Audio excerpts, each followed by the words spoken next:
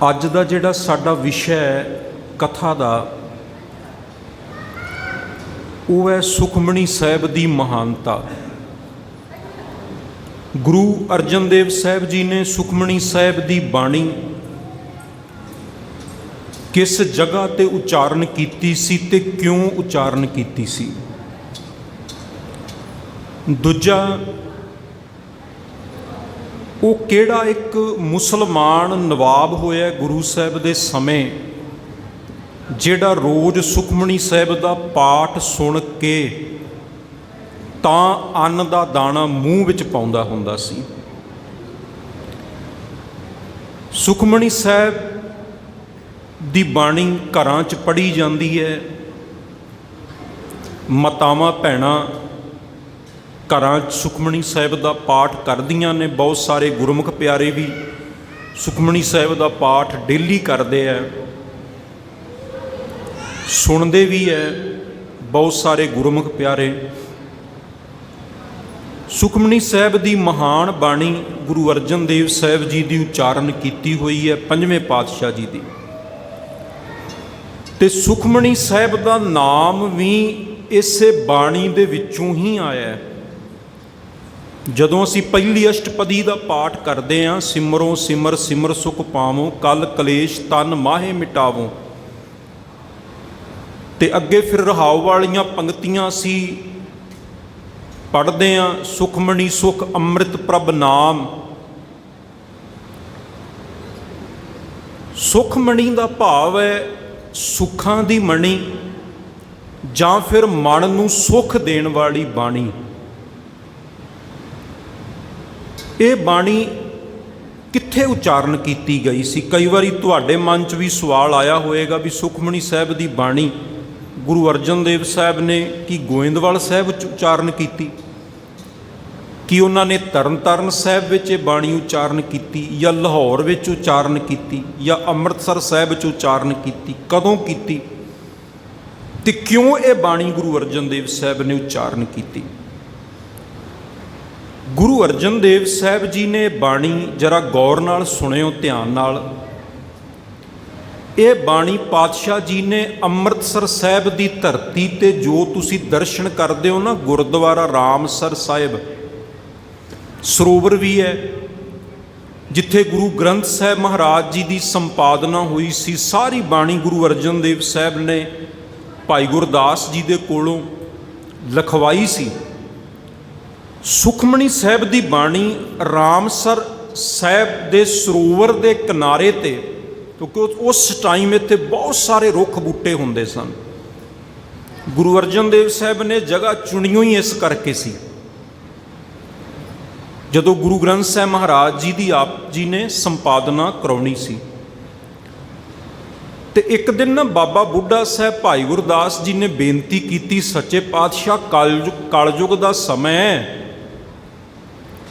ਕੋਈ ਇਸ ਤਰ੍ਹਾਂ ਦੀ ਬਖਸ਼ਿਸ਼ ਕਰੋ ਕਿ ਸਾਡੇ ਵਰਗੇ ਕਲਯੁਗੀ ਜੀਵ ਕੋਈ ਇਸ ਤਰ੍ਹਾਂ ਦੀ ਬਾਣੀ ਹੋਵੇ ਜਿਹਨੂੰ ਪੜ੍ਹ ਕੇ ਆਪਣੇ ਸਵਾਸਾਂ ਨੂੰ ਸਫਲਾ ਕਰ ਸਕਣ, ਆਪਣੇ ਜੀਵਨ ਨੂੰ ਸਫਲਾ ਕਰ। ਬਾਣੀ ਗੁਰੂ ਅਰਜਨ ਦੇਵ ਸਾਹਿਬ ਨੇ ਭਾਈ ਗੁਰਦਾਸ ਜੀ ਦੇ ਕੋਲੋਂ ਲਿਖਵਾਈ ਸੀ। ਸੁਖਮਣੀ ਸਾਹਿਬ ਦੀ ਬਾਣੀ ਰਾਮਸਰ ਸਾਹਿਬ ਦੇ ਸਰੋਵਰ ਦੇ ਕਿਨਾਰੇ ਤੇ, ਕਿਉਂਕਿ ਉਸ ਟਾਈਮ ਇੱਥੇ ਬਹੁਤ ਸਾਰੇ ਰੁੱਖ ਬੂਟੇ ਹੁੰਦੇ ਸਨ। ਗੁਰੂ ਅਰਜਨ ਦੇਵ ਸਾਹਿਬ ਨੇ ਜਗ੍ਹਾ ਚੁਣੀਓ ਹੀ ਇਸ ਕਰਕੇ ਸੀ। ਜਦੋਂ ਗੁਰੂ ਗ੍ਰੰਥ ਸਾਹਿਬ ਮਹਾਰਾਜ ਜੀ ਦੀ ਆਪ ਜੀ ਨੇ ਸੰਪਾਦਨਾ ਕਰਾਉਣੀ ਸੀ, ਤੇ ਇੱਕ ਦਿਨ ਨਾ ਬਾਬਾ ਬੁੱਢਾ ਸਾਹਿਬ ਭਾਈ ਗੁਰਦਾਸ ਜੀ ਨੇ ਬੇਨਤੀ ਕੀਤੀ, ਸੱਚੇ ਪਾਤਸ਼ਾਹ ਕਲਯੁਗ ਦਾ ਸਮਾਂ ਹੈ, ਕੋਈ ਇਸ ਤਰ੍ਹਾਂ ਦੀ ਬਖਸ਼ਿਸ਼ ਕਰੋ ਕਿ ਸਾਡੇ ਵਰਗੇ ਕਲਯੁਗੀ ਜੀਵ ਕੋਈ ਇਸ ਤਰ੍ਹਾਂ ਦੀ ਬਾਣੀ ਹੋਵੇ ਜਿਹਨੂੰ ਪੜ੍ਹ ਕੇ ਆਪਣੇ ਸਵਾਸਾਂ ਨੂੰ ਸਫਲਾ ਕਰ ਸਕਣ, ਆਪਣੇ ਜੀਵਨ ਨੂੰ ਸਫਲਾ ਕਰ ਸਕਣ, ਜਿਹਦੇ ਨਾਲ ਮਨ ਨੂੰ ਸਕੂਨ ਮਿਲ ਸਕੇ, ਸ਼ਾਂਤੀ ਮਿਲ ਸਕੇ।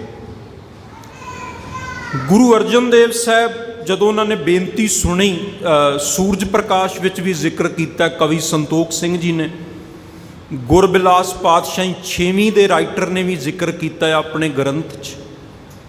ਮਹਾਰਾਜ ਨੇ ਬੇਨਤੀ ਸੁਣ ਲਈ, ਰਾਤ ਲੰਘ ਗਈ, ਸਤਿਗੁਰੂ ਸੋਚਦੇ ਰਹੇ, ਵਿਚਾਰਦੇ ਰਹੇ। ਅੰਮ੍ਰਿਤ ਵੇਲਾ ਹੋਇਆ, ਇਸ਼ਨਾਨ ਕੀਤਾ, ਔਰ ਜਦੋਂ ਆ ਕੇ ਸਜੇ ਮਹਾਰਾਜ ਆਪਣੇ ਸਥਾਨ ਤੇ ਰਾਮਸਰ ਦੇ ਕਿਨਾਰੇ ਤੇ, ਜਿੱਥੇ ਰੋਜ਼ ਬਹਿੰਦੇ ਹੁੰਦੇ ਸੀ, ਜਿੱਥੇ ਤੰਬੂ ਆਦਿਕ ਵੀ ਲਾਏ ਹੋਏ ਸਨ, ਜਿੱਥੇ ਗੁਰਬਾਣੀ ਨੂੰ ਇਕੱਤਰਿਤ ਕੀਤਾ ਜਾ ਰਿਹਾ ਸੀ, ਉੱਥੇ ਫਿਰ ਸੱਚੇ ਪਾਤਸ਼ਾਹ ਜੀ ਨੇ ਸੁਖਮਣੀ ਸਾਹਿਬ ਦੀ ਬਾਣੀ ਜਿਹੜੀ ਹੈ ਉਹ ਉਚਾਰਨ ਕੀਤੀ।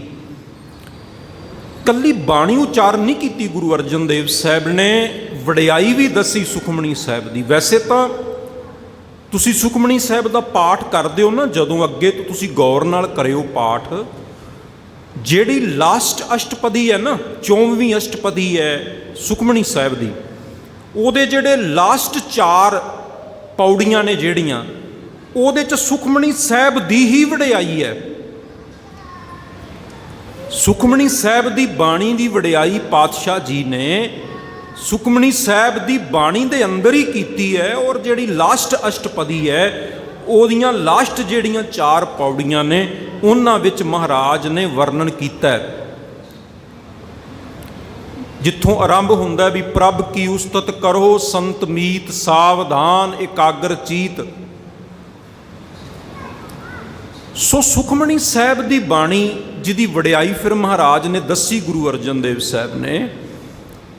ਕਹਿਣ ਲੱਗੇ ਜਿਹੜਾ ਇਹ ਬਾਣੀ ਪੜ੍ਹੇਗਾ ਰੋਜ਼ ਨੇਮ ਨਾਲ, ਉਹਦੇ 24,000 ਸਵਾਸ ਜਿਹੜਾ ਬੰਦਾ ਮੰਨ ਲਓ 24 ਘੰਟਿਆਂ 'ਚ ਲੈਂਦਾ ਹੈ, ਨੋਰਮਲ ਇੱਕ ਬੰਦਾ ਲਗਭਗ 24,000 ਸਵਾਸ ਜਿਹੜਾ ਉਹ 24 ਘੰਟਿਆਂ 'ਚ ਲੈਂਦਾ ਹੈ। ਜਿਹੜਾ ਇਹ ਬਾਣੀ ਸੁਣੇਗਾ, ਬਾਣੀ ਪੜ੍ਹੇਗਾ, ਮਨ ਚਿੱਤ ਲਾ ਕੇ ਸ਼ਰਧਾ ਨਾਲ, ਵਿਸ਼ਵਾਸ ਨਾਲ ਇਸ ਬਾਣੀ ਨਾਲ ਜੁੜੇਗਾ, ਉਹਦੇ 24,000 ਜਿਹੜੇ ਸਵਾਸ ਨੇ ਉਹ ਸਫਲ ਹੋ ਜਾਣਗੇ। ਫਿਰ ਇਕੱਲੇ ਸਵਾਸ ਹੀ ਨਹੀਂ ਸਫਲ ਹੋਣਗੇ, ਵਾਹਿਗੁਰੂ ਕਿਰਪਾ ਕਰਕੇ ਹਰ ਤਰ੍ਹਾਂ ਦੀ ਇੱਛਾ ਨੂੰ ਵੀ ਪੂਰੀਆਂ ਕਰਨਗੇ, ਬਖਸ਼ਿਸ਼ਾਂ ਕਰਨਗੇ। ਕਿਉਂਕਿ ਸੁਖਮਣੀ ਸਾਹਿਬ ਦੀ ਬਾਣੀ ਵਿੱਚ ਪਰਮਾਤਮਾ ਦੇ ਨਾਮ ਦੀ ਵਡਿਆਈ ਹੈ। ਬਹੁਤ ਸਾਰੇ ਨਾਵਾਂ ਨਾਲ ਉਸ ਪਰਮਾਤਮਾ ਨੂੰ ਇਸ ਬਾਣੀ ਦੇ ਵਿੱਚ ਯਾਦ ਕੀਤਾ ਗਿਆ ਹੈ। ਸੋ ਇਹ ਹੈ ਸੁਖਮਣੀ ਸਾਹਿਬ ਦੀ ਬਾਣੀ ਦੀ ਵਡਿਆਈ। ਔਰ ਗੁਰੂ ਅਰਜਨ ਦੇਵ ਮਹਾਰਾਜ ਦੇ ਸਮੇਂ ਹੀ ਸਤਿਗੁਰੂ ਜਦੋਂ ਅੰਮ੍ਰਿਤਸਰ ਸਾਹਿਬ ਵਿੱਚ ਟਿਕੇ ਹੋਏ ਨੇ, ਤੇ ਨੇੜੇ ਹੀ ਲਾਹੌਰ ਦੇ ਵਿੱਚ ਇੱਕ ਹਕੀਮ ਰਹਿੰਦਾ, ਬੜਾ ਵੱਡਾ ਹਕੀਮ, ਜਿਹੜਾ ਪਿੱਛੋਂ ਝੰਗ ਦੇ ਇਲਾਕੇ ਦਾ ਰਹਿਣ ਵਾਲਾ ਹੈ। ਫਿਰ ਉਹਨਾਂ ਦੇ ਵੱਡੇ ਵਡੇਰੇ ਆ ਕੇ ਇੱਥੇ ਲਾਹੌਰ ਵਿੱਚ ਵਸ ਗਏ। ਔਰ ਬੜਾ ਨੇਕ ਦਿਲ, ਜਿਹਨੂੰ ਬਹੁਤ ਸਾਰੀ ਜੜੀਆਂ ਬੂਟੀਆਂ ਦੀ ਪਛਾਣ ਹੈ, ਹਿਕਮਤ ਦਾ ਬੜਾ ਵੱਡਾ ਗੁਣ ਹੈ ਜਿਨ੍ਹਾਂ ਕੋਲ। ਲੋਕਾਂ ਦਾ ਇਲਾਜ ਕਰਦੇ ਆ ਇਹ ਹਕੀਮ, ਪਰ ਆਪ ਬਹੁਤ ਜ਼ਿਆਦਾ ਬਿਮਾਰ ਰਹਿੰਦੇ ਨੇ। ਇੱਕ ਦਿਨ ਨਾ ਇਹ ਸਵੇਰੇ ਸਵੇਰੇ ਅੰਮ੍ਰਿਤ ਵੇਲੇ ਦਾ ਟਾਈਮ ਹੈ, ਆਪਣੇ ਘਰ ਵਿੱਚ ਹੀ ਇਹ ਹਕੀਮ ਜੀ ਬੈਠੇ ਹੋਏ ਨੇ, ਤੇ ਗਲੀ ਦੇ ਵਿੱਚੋਂ ਨਾ ਕੋਈ ਗੁਰਸਿੱਖ ਲੰਘ ਰਿਹਾ ਹੈ, ਜਿਹੜਾ ਮੂੰਹ ਜ਼ਬਾਨੀ ਸੁਖਮਣੀ ਸਾਹਿਬ ਦਾ ਪਾਠ ਕਰਦਾ ਜਾ ਰਿਹਾ। ਹਾਲਾਂਕਿ ਜਿਹੜੇ ਹਕੀਮ ਨੇ ਇਹ ਮੁਸਲਮਾਨ ਨੇ, ਇਸਲਾਮ ਨਾਲ ਸੰਬੰਧ ਰੱਖਦੇ ਨੇ। ਜਦੋਂ ਇਹਨਾਂ ਦੇ ਕੰਨਾਂ 'ਚ ਸੁਖਮਣੀ ਸਾਹਿਬ ਦੀ ਬਾਣੀ ਦੀਆਂ ਤੁਕਾਂ ਪੈਂਦੀਆਂ ਨੇ, ਇਹ ਝੱਟ ਨਾਲ ਉੱਠ ਕੇ ਦਰਵਾਜ਼ਾ ਖੋਲ੍ਹਦੇ ਨੇ, ਵੇਖਦੇ ਨੇ ਵੀ ਇਹ ਵੱਖਰੀ ਜੀ ਬਾਣੀ ਜਿਹੜੀ ਕੰਨਾਂ 'ਚ ਪਈ ਹੈ, ਬੜੀ ਮਨ ਨੂੰ ਸ਼ਾਂਤੀ ਮਿਲੀ ਹੈ, ਬੜਾ ਆਨੰਦ ਮਿਲਿਆ ਹੈ। ਇਹ ਕੌਣ ਹੈ? ਕੌਣ ਇੱਕ ਜਿਹੜਾ ਇਹ ਬਾਣੀ ਗਾ ਰਿਹਾ ਹੈ? ਵੇਖਿਆ ਕੋਈ ਗੁਰਸਿੱਖ ਲੰਘ ਰਿਹਾ, ਆਵਾਜ਼ ਦਿੱਤੀ, ਪੁੱਛਿਆ ਕਿਹਦੀ ਬਾਣੀ ਗਾ ਰਹੇ ਹੋ? ਉਹ ਗੁਰਸਿੱਖ ਨੇੜੇ ਆਇਆ ਤੇ ਉਹਨੇ ਦੱਸਿਆ ਗੁਰੂ ਅਰਜਨ ਦੇਵ ਸਾਹਿਬ ਦੀ ਬਾਣੀ ਹੈ, ਸੁਖਮਣੀ ਸਾਹਿਬ ਉਹ ਪੜ੍ਹ ਰਿਹਾ। ਤੇ ਉਹਨਾਂ ਪੁੱਛਿਆ ਵੀ ਗੁਰੂ ਅਰਜਨ ਦੇਵ ਸਾਹਿਬ ਕਿੱਥੇ ਰਹਿੰਦੇ ਨੇ, ਕੌਣ ਨੇ, ਮੈਨੂੰ ਮਾੜਾ ਡਿਟੇਲ ਨਾਲ ਦੱਸੋ। ਹਕੀਮ ਨੇ ਸਵਾਲ ਕਰਤਾ। ਉਸ ਗੁਰਸਿੱਖ ਨੇ ਜਵਾਬ ਦਿੱਤਾ ਬਈ ਜਿਹੜੇ ਗੁਰੂ ਅਰਜਨ ਦੇਵ ਸਾਹਿਬ ਪਾਤਸ਼ਾਹ ਨੇ ਇਸ ਬਾਣੀ ਦੇ ਰਚਨਹਾਰ ਨੇ, ਉਹ ਅੰਮ੍ਰਿਤਸਰ ਸਾਹਿਬ ਦੀ ਧਰਤੀ ਤੇ ਰਹਿੰਦੇ ਨੇ। ਇਹ ਉਹਨਾਂ ਸਮਿਆਂ ਦੀ ਘਟਨਾ ਹੈ ਜਦੋਂ ਗੁਰੂ ਅਰਜਨ ਦੇਵ ਸਾਹਿਬ ਅੰਮ੍ਰਿਤਸਰ ਸਾਹਿਬ ਵਿੱਚ ਸੇਵਾ ਕਰਵਾ ਰਹੇ ਸੀ। ਹੁਣ ਇਹ ਹਕੀਮ ਕੌਣ ਹੈ? ਇਹ ਬੜਾ ਪ੍ਰਸਿੱਧ ਹੈ ਸਾਡੇ ਇਤਿਹਾਸ ਦੇ ਵਿੱਚ, ਇਹਨਾਂ ਦਾ ਨਾਮ ਇਹਨਾਂ ਦਾ ਨਾਮ ਹੈ ਵਜ਼ੀਰ ਖਾਨ। ਵੇਖੋ ਨਾਵਾਂ ਦਾ ਵੀ ਫਰਕ ਹੁੰਦਾ ਨਾ। ਇੱਕ ਉਹ ਵੀ ਵਜ਼ੀਰ ਖਾਨ ਸੀ, ਸਰਹੰਦ ਵਾਲਾ ਸੂਬਾ ਜਿਨਨੇ ਛੋਟੇ ਸਾਹਿਬਜ਼ਾਦਿਆਂ ਨੂੰ ਸ਼ਹੀਦ ਕਰਵਾਇਆ। ਚਮਕੌਰ ਸਾਹਿਬ ਦਾ ਜੰਗ ਹੋਇਆ, ਗੁਰੂ ਗੋਬਿੰਦ ਸਿੰਘ ਮਹਾਰਾਜ ਨਾਲ ਉਹ ਕਿੰਨੇ ਹੀ ਜੰਗ ਲੜਦਾ ਰਿਹਾ, ਉਹਦਾ ਨਾਮ ਹੀ ਵਜ਼ੀਰ ਖਾਨ ਹੈ। ਦੂਜੇ ਪਾਸੇ ਗੁਰੂ ਅਰਜਨ ਦੇਵ ਮਹਾਰਾਜ ਦੇ ਸਮੇਂ ਦਾ ਇਹ ਵੀ ਇੱਕ ਵਜ਼ੀਰ ਖਾਨ ਹੈ। ਇਹਨੇ ਬੜੀ ਸੇਵਾ ਕੀਤੀ ਹੈ। ਤੁਸੀਂ ਜਰਾ ਗੌਰ ਨਾਲ ਸੁਣਿਓ ਅੱਗੇ ਕਥਾ ਦੇ ਵਿੱਚ, ਇਹ ਸਾਰੀ ਜ਼ਿੰਦਗੀ ਗੁਰੂ ਘਰ ਦੀ ਬੜੀ ਸੇਵਾ ਕਰਦਾ ਰਿਹਾ ਇਹ ਵਜ਼ੀਰ ਖਾਨ। ਔਰ ਨਾਲੇ ਕੋਈ ਇਹ ਛੋਟੀ ਮੋਟੀ ਹਸਤੀ ਨਹੀਂ ਸੀ ਵਜ਼ੀਰ ਖਾਨ। ਤੁਸੀਂ ਅੱਗੇ ਸੁਣੋਗੇ ਨਾ, ਤੁਹਾਨੂੰ ਪਤਾ ਲੱਗੇਗਾ ਵੀ ਇਹਦੀ ਜਹਾਂਗੀਰ ਦੇ ਦਰਬਾਰ ਵਿੱਚ, ਸ਼ਾਹਜਹਾਨ ਦੇ ਦਰਬਾਰ ਵਿੱਚ ਬੜੀ ਇੱਜ਼ਤ ਸੀ। ਹੁਣ ਇਹਨਾਂ ਨੂੰ ਦਿੱਕਤ ਇਹ ਹੈ, ਆਪ ਤੇ ਹਕੀਮ ਨੇ, ਲੋਕਾਂ ਦਾ ਇਲਾਜ ਕਰਦੇ ਨੇ, ਲੋਕਾਂ ਨੂੰ ਦਵਾਈਆਂ ਦਿੰਦੇ ਨੇ, ਵੱਡੇ ਵੱਡੇ ਰੋਗੀ ਇਹਨਾਂ ਕੋਲੋਂ ਠੀਕ ਹੁੰਦੇ ਨੇ। ਆਪ ਨੂੰ ਇਹਨਾਂ ਨੂੰ ਜਲੋਦਰ ਦਾ ਰੋਗ ਹੋ ਗਿਆ, ਮਤਲਬ ਪੇਟ ਦੇ ਵਿੱਚ ਪਾਣੀ ਭਰ ਜਾਂਦਾ, ਪੇਟ ਬਹੁਤ ਜ਼ਿਆਦਾ ਆਫਰ ਜਾਂਦਾ। ਆਪ ਵੀ ਇਹਨਾਂ ਨੇ ਆਪਣਾ ਇਲਾਜ ਕਰਕੇ ਬੜਾ ਜ਼ੋਰ ਲਾ ਲਿਆ। ਹੋਰ ਵੀ ਜਿਹੜੇ ਹਕੀਮ ਸੀ, ਇਹਨਾਂ ਦੇ ਮਿੱਤਰ ਸੀ, ਉਹਨਾਂ ਦੀਆਂ ਵੀ ਸਲਾਹਾਂ ਲਈਆਂ, ਬਹੁਤ ਸਾਰੀਆਂ ਔਸ਼ਧੀਆਂ ਵਰਤ ਕੇ ਵੇਖੀਆਂ, ਪਰ ਕਦੇ ਆਰਾਮ ਨਾ ਮਿਲਿਆ। ਗੁਰੂ ਗ੍ਰੰਥ ਸਾਹਿਬ ਮਹਾਰਾਜ ਦੀ ਬਾਣੀ ਕਹਿੰਦੀ ਹੈ ਨਾ, ਮੇਰਾ ਬੈਦ ਗੁਰੂ ਗੋਬਿੰਦਾ, ਹਰ ਹਰ ਨਾਮ ਔਖਦ ਮੁਖ ਦੇਵੈ, ਕਾਟੈ ਜਮ ਕੀ ਫੰਦਾ। ਦੁਨੀਆ ਦੇ ਜਿਹੜੇ ਹਕੀਮ ਨੇ ਨਾ, ਦੁਨੀਆ ਦੇ ਜਿਹੜੇ ਵੈਦ ਨੇ, ਇਹ ਤੇ ਸਰੀਰ ਦਾ ਹੀ ਇਕੱਲਾ ਇਲਾਜ ਕਰਦੇ ਨੇ, ਪਰ ਜਿਹੜਾ ਗੁਰੂ ਵੈਦ ਹੈ ਨਾ, ਇਹ ਮਨ ਦਾ ਵੀ ਇਲਾਜ ਕਰਦਾ। ਜੇ ਮਨ 'ਚ ਕੋਈ ਰੋਗ ਹੋਵੇ ਨਾ, ਮੰਨ ਲਓ ਕੋਈ ਚਿੰਤਾ ਦਾ ਰੋਗ ਲੱਗ ਗਿਆ, ਡਿਪਰੈਸ਼ਨ ਦਾ ਰੋਗ ਲੱਗ ਗਿਆ, ਓਵਰ ਥਿੰਕਿੰਗ ਦਾ ਰੋਗ ਲੱਗ ਗਿਆ, ਟੈਨਸ਼ਨ ਦਾ ਰੋਗ ਲੱਗ ਗਿਆ, ਜਾਂ ਹੋਰ ਕੋਈ ਲਾ ਇਲਾਜ ਬਿਮਾਰੀ ਚੰਬੜ ਗਈ, ਗੁਰੂ ਉਹਦਾ ਵੀ ਇਲਾਜ ਕਰ ਦਿੰਦਾ। ਗੁਰੂ ਦੀ ਬਾਣੀ ਉਹਨੂੰ ਵੀ ਠੀਕ ਕਰ ਦਿੰਦੀ ਹੈ। ਹੁਣ ਇਹ ਵੈਦ, ਇਹ ਹਕੀਮ, ਇਹਨਾਂ ਦਾ ਨਾਮ ਹੈ ਵਜ਼ੀਰ ਖਾਨ, ਲਾਹੌਰ 'ਚ ਰਹਿੰਦੇ ਨੇ, ਇਲਾਕੇ 'ਚ ਬੜਾ ਸਨਮਾਨ ਹੈ, ਬੜੀ ਇੱਜ਼ਤ ਹੈ, ਪਰ ਆਪਣੇ ਸਰੀਰ ਤੋਂ ਬੜੇ ਦੁਖੀ ਨੇ।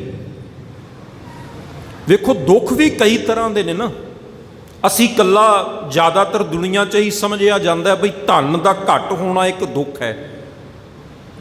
ਅੱਜ ਦੇ ਬੰਦੇ ਨੇ ਪੈਮਾਨਾ ਹੀ ਇਹ ਬਣਾਇਆ ਹੋਇਆ ਵੀ ਜਿਹਦੇ ਕੋਲ ਜ਼ਿਆਦਾ ਧਨ ਹੈ, ਸਹੂਲਤਾਂ ਨੇ, ਉਹ ਜ਼ਿਆਦਾ ਸੁਖੀ ਹੈ।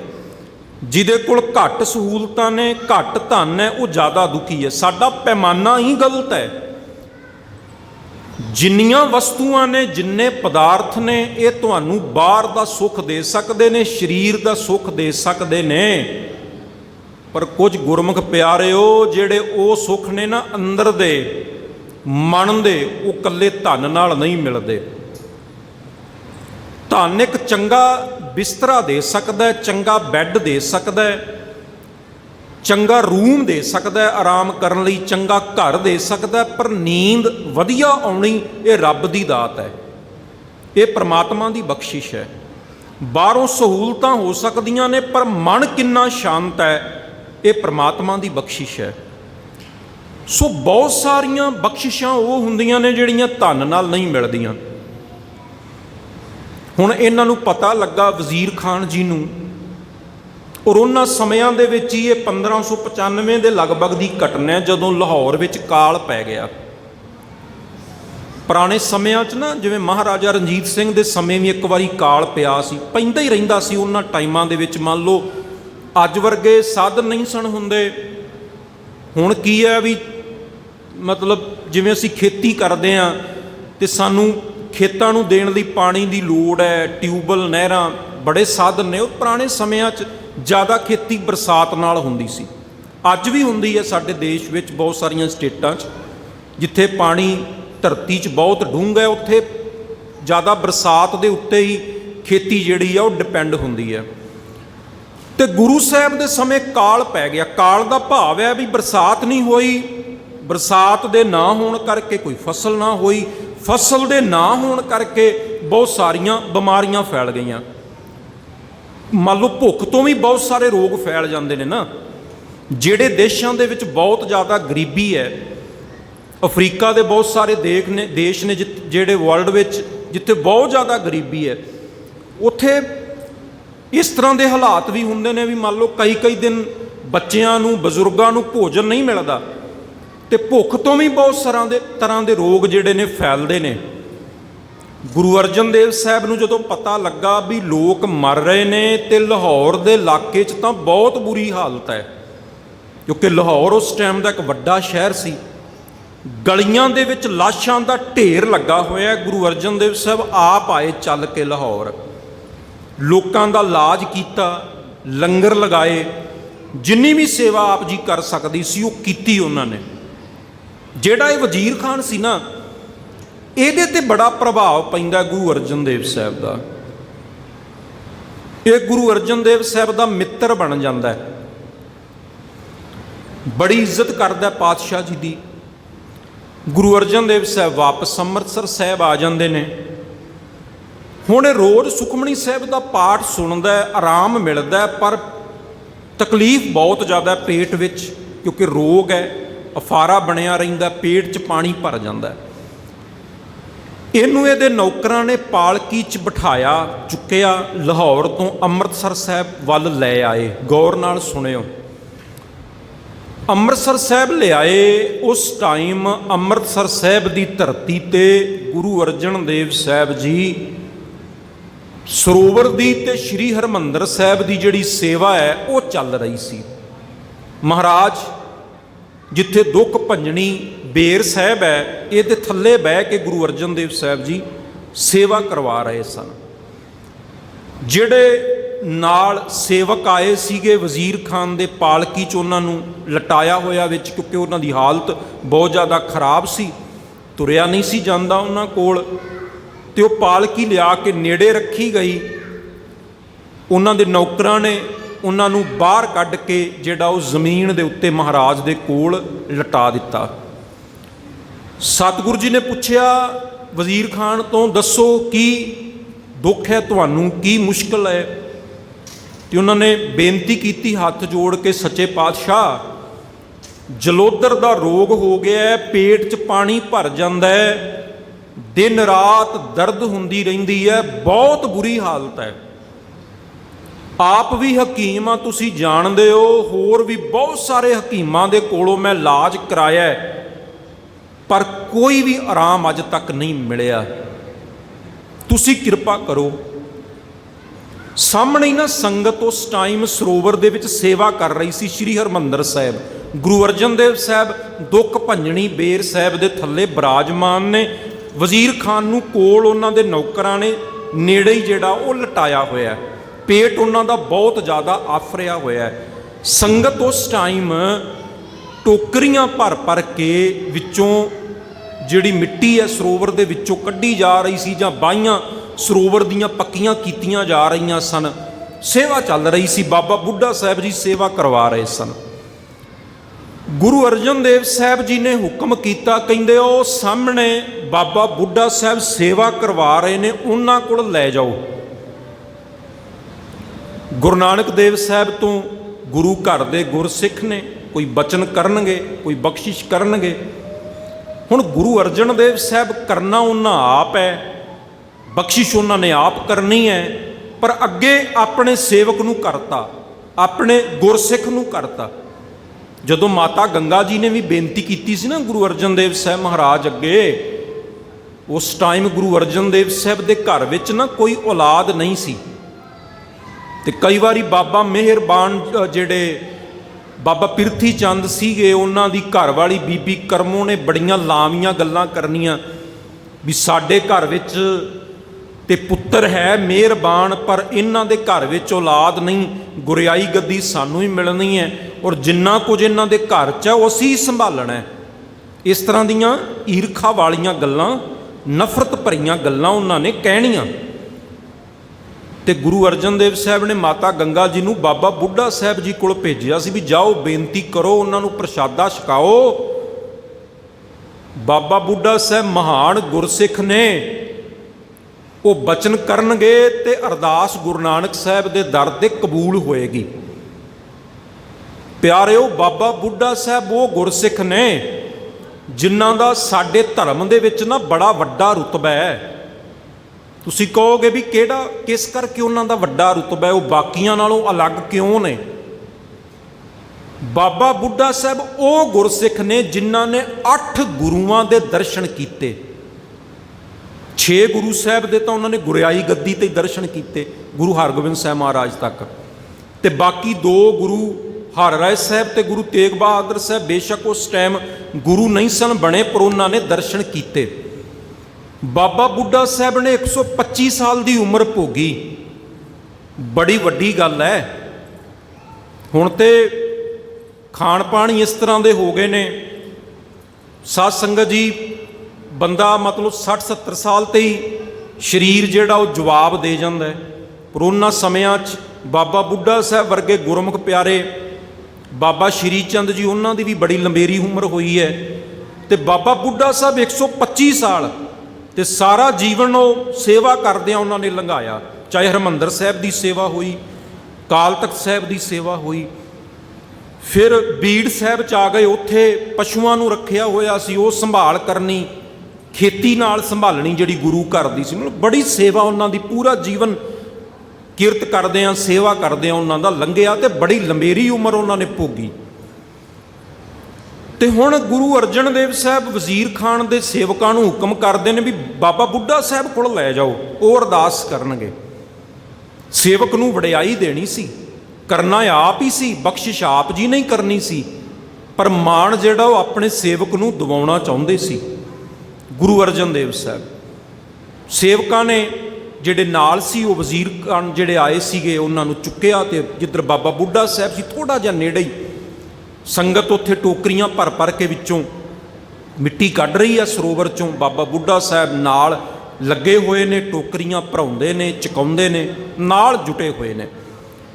ਨੇੜੇ ਲਿਜਾ ਕੇ ਟਿਕਾਇਆ ਤੇ ਵਜ਼ੀਰ ਖਾਨ ਨੇ ਆਵਾਜ਼ ਦਿੱਤੀ, ਬਾਬਾ ਬੁੱਢਾ ਸਾਹਿਬ ਜੀ, ਗੁਰੂ ਅਰਜਨ ਦੇਵ ਸਾਹਿਬ ਦਾ ਹੁਕਮ ਹੈ, ਸਾਡੇ ਤੇ ਬਖਸ਼ਿਸ਼ ਕਰੋ, ਕਿਰਪਾ ਕਰੋ, ਜਲੋਦਰ ਦਾ ਰੋਗ ਹੈ, ਪੇਟ ਆਫਰਿਆ ਰਹਿੰਦਾ ਹੈ, ਪਾਣੀ ਭਰ ਜਾਂਦਾ ਪੇਟ 'ਚ, ਤੇ ਉਹਨਾਂ ਨੇ ਤੁਹਾਡੇ ਕੋਲ ਘੱਲਿਆ। ਹੁਣ ਗੁਰੂ ਅਰਜਨ ਦੇਵ ਸਾਹਿਬ ਵੀ ਸਾਹਮਣੇ ਹੀ ਬੈਠੇ ਨੇ, ਦੁੱਖ ਭੰਜਨ ਬੇਰ ਸਾਹਿਬ ਦੇ ਥੱਲੇ। ਬਾਬਾ ਬੁੱਢਾ ਸਾਹਿਬ ਨੇ ਜਦੋਂ ਪਹਿਲੀ ਵਾਰੀ ਗੱਲ ਸੁਣੀ ਤੇ ਉਹਨਾਂ ਨੇ ਕੋਈ ਜਵਾਬ ਨਹੀਂ ਦਿੱਤਾ, ਉਹ ਮਿੱਟੀ ਵਾਲੀਆਂ ਟੋਕਰੀਆਂ ਭਰਦੇ ਰਹੇ, ਲੱਗੇ ਰਹੇ। ਦੁਬਾਰਾ ਫਿਰ ਵਜ਼ੀਰ ਖਾਨ ਨੇ ਹੱਥ ਜੋੜ ਕੇ ਬੇਨਤੀ ਕੀਤੀ, ਬਾਬਾ ਜੀ, ਗੁਰੂ ਅਰਜਨ ਦੇਵ ਸਾਹਿਬ ਨੇ ਭੇਜਿਆ, ਉਹ ਸਾਹਮਣੇ ਹੀ ਬਿਰਾਜਮਾਨ ਨੇ, ਉਹਨਾਂ ਨੇ ਕਿਹਾ ਵੀ ਬਾਬਾ ਬੁੱਢਾ ਸਾਹਿਬ ਕੋਲੋਂ ਜਾ ਕੇ ਅਰਦਾਸ ਕਰਾਓ, ਉਹ ਕੋਈ ਬਚਨ ਕਰਨਗੇ, ਤੇ ਕਰੋ ਜਰਾ ਕਿਰਪਾ। ਬਾਬਾ ਜੀ ਨੇ ਫਿਰ ਵੀ ਧਿਆਨ ਨਹੀਂ ਦਿੱਤਾ, ਮੁਸਕਰਾਏ ਅੱਗੋਂ। ਜਦੋਂ ਤੀਜੀ ਵਾਰੀ ਵਜ਼ੀਰ ਖਾਨ ਨੇ ਬੇਨਤੀ ਕੀਤੀ ਨਾ ਵੀ ਬਾਬਾ ਜੀ ਕਿਰਪਾ ਕਰੋ, ਗੁਰੂ ਅਰਜਨ ਦੇਵ ਸਾਹਿਬ ਨੇ ਭੇਜਿਆ ਤੁਹਾਡੇ ਕੋਲ, ਤੇ ਬਾਬਾ ਬੁੱਢਾ ਸਾਹਿਬ ਜੀ ਜਿਹੜੀ ਟੋਕਰੀ ਭਰ ਰਹੇ ਸੀ ਨਾ ਮਿੱਟੀ ਵਾਲੀ, ਉਹ ਚੁੱਕੀ ਸਿਰ ਤੇ। ਹੁਣ ਵਜ਼ੀਰ ਖਾਨ ਲੇਟਿਆ ਹੋਇਆ ਜ਼ਮੀਨ ਤੇ ਸਿੱਧਾ, ਉਹ ਟੋਕਰੀ ਜਿਹੜੀ ਹੈ ਵਜ਼ੀਰ ਖਾਨ ਦੇ ਪੇਟ ਦੇ ਉੱਤੇ ਬੜੀ ਜ਼ੋਰ ਨਾਲ ਉਲਟ ਦਿੱਤੀ। ਉਹ ਮਿੱਟੀ ਜਿਹੜੀ ਹੈ, ਟੋਕਰੀ ਜਿਹੜੀ ਭਰੀ ਹੋਈ ਸੀ, ਵਜ਼ੀਰ ਖਾਨ ਦੇ ਪੇਟ ਤੇ ਸੁੱਟਤੀ। ਉਹ ਜਿਹੜੇ ਆਲੇ ਦੁਆਲੇ ਨੌਕਰ ਸੀਗੇ ਉਹ ਵੀ ਹੈਰਾਨ ਹੋ ਗਏ। ਸੂਰਜ ਪ੍ਰਕਾਸ਼ ਦੇ ਕਰਤਾ ਕਵੀ ਸੰਤੋਖ ਸਿੰਘ ਜੀ, ਗਿਆਨੀ ਗਿਆਨ ਸਿੰਘ ਜੀ, ਬਹੁਤ ਸਾਰੇ ਰਾਈਟਰ, ਇਤਿਹਾਸਕਾਰ ਇਸ ਸਾਖੀ ਦਾ ਜ਼ਿਕਰ ਕਰਦੇ ਨੇ। ਜਦੋਂ ਸੁੱਟੀ, ਹੁਣ ਜਿਹੜੇ ਨੌਕਰ ਸੀ ਉਹ ਡਰ ਗਏ ਵੀ ਇਹ ਬਾਬਾ ਜੀ ਨੇ ਕੀ ਕੀਤਾ, ਲੱਗਦਾ ਜਿਵੇਂ ਗੁੱਸੇ 'ਚ ਆ ਕੇ ਇਹਨਾਂ ਨੇ ਟੋਕਰੀ ਉਲਟਤੀ, ਕਿਉਂਕਿ ਬਾਰ-ਬਾਰ ਵਜ਼ੀਰ ਖਾਨ ਆਵਾਜ਼ਾਂ ਦੇ ਰਿਹਾ ਸੀ। ਇਤਿਹਾਸਕਾਰ ਕਹਿੰਦੇ ਨੇ ਜਦੋਂ ਉਹ ਮਿੱਟੀ ਨਾਲ ਭਰੀ ਟੋਕਰੀ ਸੁੱਟੀ ਗਈ ਪੇਟ ਦੇ ਉੱਤੇ, ਪੇਟ ਇੱਕਦਮ ਸਾਫ਼ ਹੋ ਗਿਆ। ਬਾਬਾ ਬੁੱਢਾ ਸਾਹਿਬ ਬਚਨ ਕਰਨ ਲੱਗ ਪਏ, ਕੋਲ ਹੀ ਬਹਿ ਗਏ, ਤੇ ਵਜ਼ੀਰ ਖਾਨ ਨੂੰ ਬੜੀ ਰਾਹਤ ਮਿਲੀ। ਗੁਰੂ ਅਰਜਨ ਦੇਵ ਸਾਹਿਬ ਕੋਲ ਲਿਆਂਦਾ ਗਿਆ, ਸਤਿਗੁਰ ਨੇ ਕੜਾਹ ਪ੍ਰਸ਼ਾਦ ਦੀ ਦੇਗ ਦਿੱਤੀ। ਵਜ਼ੀਰ ਖਾਨ ਨੇ ਛਕੀ, ਔਰ ਇਤਿਹਾਸ ਕਹਿੰਦਾ ਕਿ ਵਜ਼ੀਰ ਖਾਨ ਤੇ ਇਸ ਤਰ੍ਹਾਂ ਦੀ ਬਖਸ਼ਿਸ਼ ਗੁਰੂ ਅਰਜਨ ਦੇਵ ਸਾਹਿਬ ਜੀ ਨੇ ਬਾਬਾ ਬੁੱਢਾ ਸਾਹਿਬ ਜੀ ਰਾਹੀਂ ਕਰਵਾ ਦਿੱਤੀ ਕਿ ਉਹਨਾਂ ਦਾ ਜਿਹੜਾ ਜਲੋਦਰ ਦਾ ਰੋਗ ਸੀ ਨਾ, ਉਹ ਠੀਕ ਹੋ ਗਿਆ। ਵੇਖੋ, ਜਿੰਨਾ ਚਿਰ ਬਖਸ਼ਿਸ਼ ਨਹੀਂ ਨਾ ਹੁੰਦੀ, ਉਹਨਾਂ ਚਿਰ ਕੋਈ ਦਵਾਈ ਅਸਰ ਨਹੀਂ ਕਰਦੀ।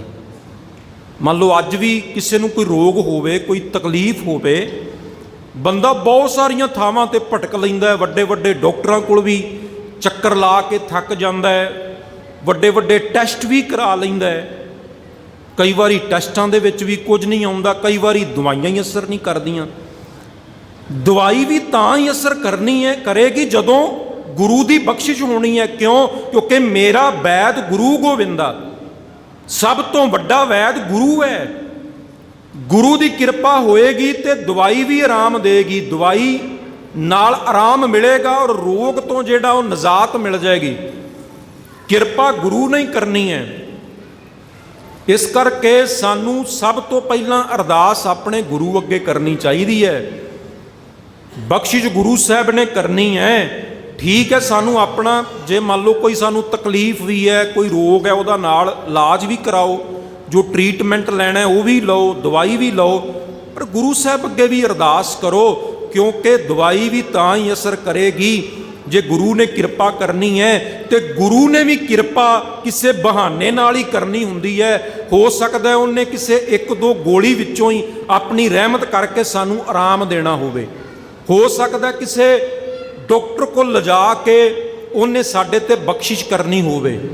ਪਤਾ ਨਹੀਂ ਕਿਹੜੇ ਰਾਹ, ਕਿਹੜੇ ਤਰੀਕੇ, ਕਿਸ ਜਗ੍ਹਾ ਤੋਂ ਲਿਜਾ ਕੇ ਉਹਨੇ ਸਾਡੇ ਤੇ ਰਹਿਮਤ ਆਪਣੀ ਕਰਨੀ ਹੁੰਦੀ ਹੈ ਔਰ ਸਾਨੂੰ ਰੋਗ ਤੋਂ ਛੁਟਕਾਰਾ ਜਿਹੜਾ ਉਹ ਦੇਣਾ ਹੁੰਦਾ ਹੈ।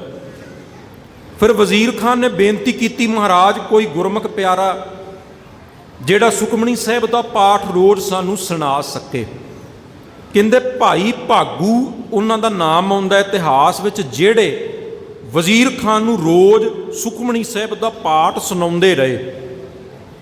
ਇੱਕ ਮੁਸਲਮਾਨ ਹਕੀਮ, ਬਾਅਦ ਵਿੱਚ ਉਹ ਨਵਾਬ ਵੀ ਬਣੇ, ਸ਼ਾਹਜਹਾਨ ਦੇ ਵਜ਼ੀਰ ਵੀ ਬਣੇ।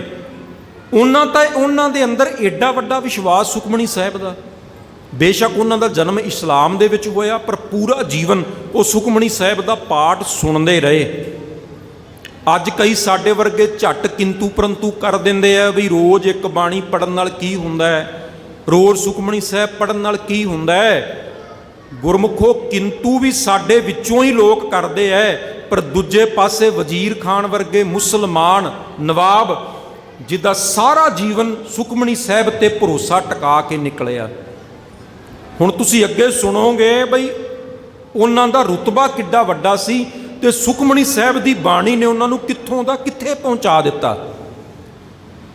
ਜਦੋਂ ਉਹ ਗੁਰੂ ਅਰਜਨ ਦੇਵ ਸਾਹਿਬ ਦੇ ਚਰਨਾਂ 'ਚ ਆਏ ਸੀ ਨਾ, ਉਦੋਂ ਇੱਕ ਆਮ ਹਕੀਮ ਸੀਗੇ ਲਾਹੌਰ ਦੇ ਵਿੱਚ। ਬਾਅਦ ਵਿੱਚ ਹੌਲੀ ਹੌਲੀ ਉਹ ਜਹਾਂਗੀਰ ਦੇ ਨੇੜੇ ਹੋ ਗਏ। ਰੁਤਬਾ ਇੰਨਾ ਜ਼ਿਆਦਾ ਵੱਧ ਗਿਆ, ਇਤਿਹਾਸ ਕਹਿੰਦਾ ਵੀ ਸ਼ਾਹਜਹਾਨ ਦਾ ਜਿਹੜਾ ਪਰਿਵਾਰ ਸੀ ਨਾ, ਉਹਨਾਂ ਦੀਆਂ ਬੇਗਮਾਂ, ਉਹਨਾਂ ਦੇ ਬੱਚੇ, ਪੂਰਾ ਜਿਹੜਾ ਪਰਿਵਾਰ ਸੀ, ਉਹਨਾਂ ਦਾ ਜਿਹੜਾ ਨਿੱਜੀ ਹਕੀਮ ਸੀ, ਜਿਵੇਂ ਆਪਾਂ ਕਹਿੰਦੇ ਨਾ ਸਾਡਾ ਇਹ ਪਰਸਨਲ ਡਾਕਟਰ ਹੈ, ਨਿੱਜੀ ਡਾਕਟਰ ਹੈ। ਸ਼ਾਹਜਹਾਨ ਜਿਹੜਾ ਜਹਾਂਗੀਰ ਦਾ ਪੁੱਤਰ ਸੀ, ਜਿਹਨੇ ਤਾਜ ਮਹਿਲ ਬਣਵਾਇਆ ਔਰ ਬੜੇ ਸਾਲ ਜਿਹਨੇ ਭਾਰਤ ਦੇ ਉੱਤੇ ਰਾਜ ਕੀਤਾ, ਉਹਨਾਂ ਦਾ ਨਿੱਜੀ ਹਕੀਮ ਵੀ ਰਿਹਾ ਵਜ਼ੀਰ ਖਾਨ। ਇੱਕ ਵਾਰੀ ਕਹਿੰਦੇ ਆ ਲਾਹੌਰ ਦੇ ਵਿੱਚ ਨਾ ਜਿਹੜੀ ਜਹਾਂਗੀਰ ਦੀ ਬੇਗਮ ਸੀ ਨੂਰ ਜਹਾਂ, ਉਹ ਬਹੁਤ ਜ਼ਿਆਦਾ ਬਿਮਾਰ ਹੋ ਗਈ। ਬੜੇ ਸਾਰੇ ਡਾਕਟਰਾਂ ਕੋਲੋਂ ਇਲਾਜ ਕਰਾਇਆ, ਹਕੀਮਾਂ ਕੋਲੋਂ ਇਲਾਜ ਕਰਾਇਆ, ਕਿਤੋਂ ਆਰਾਮ ਨਾ ਮਿਲਿਆ।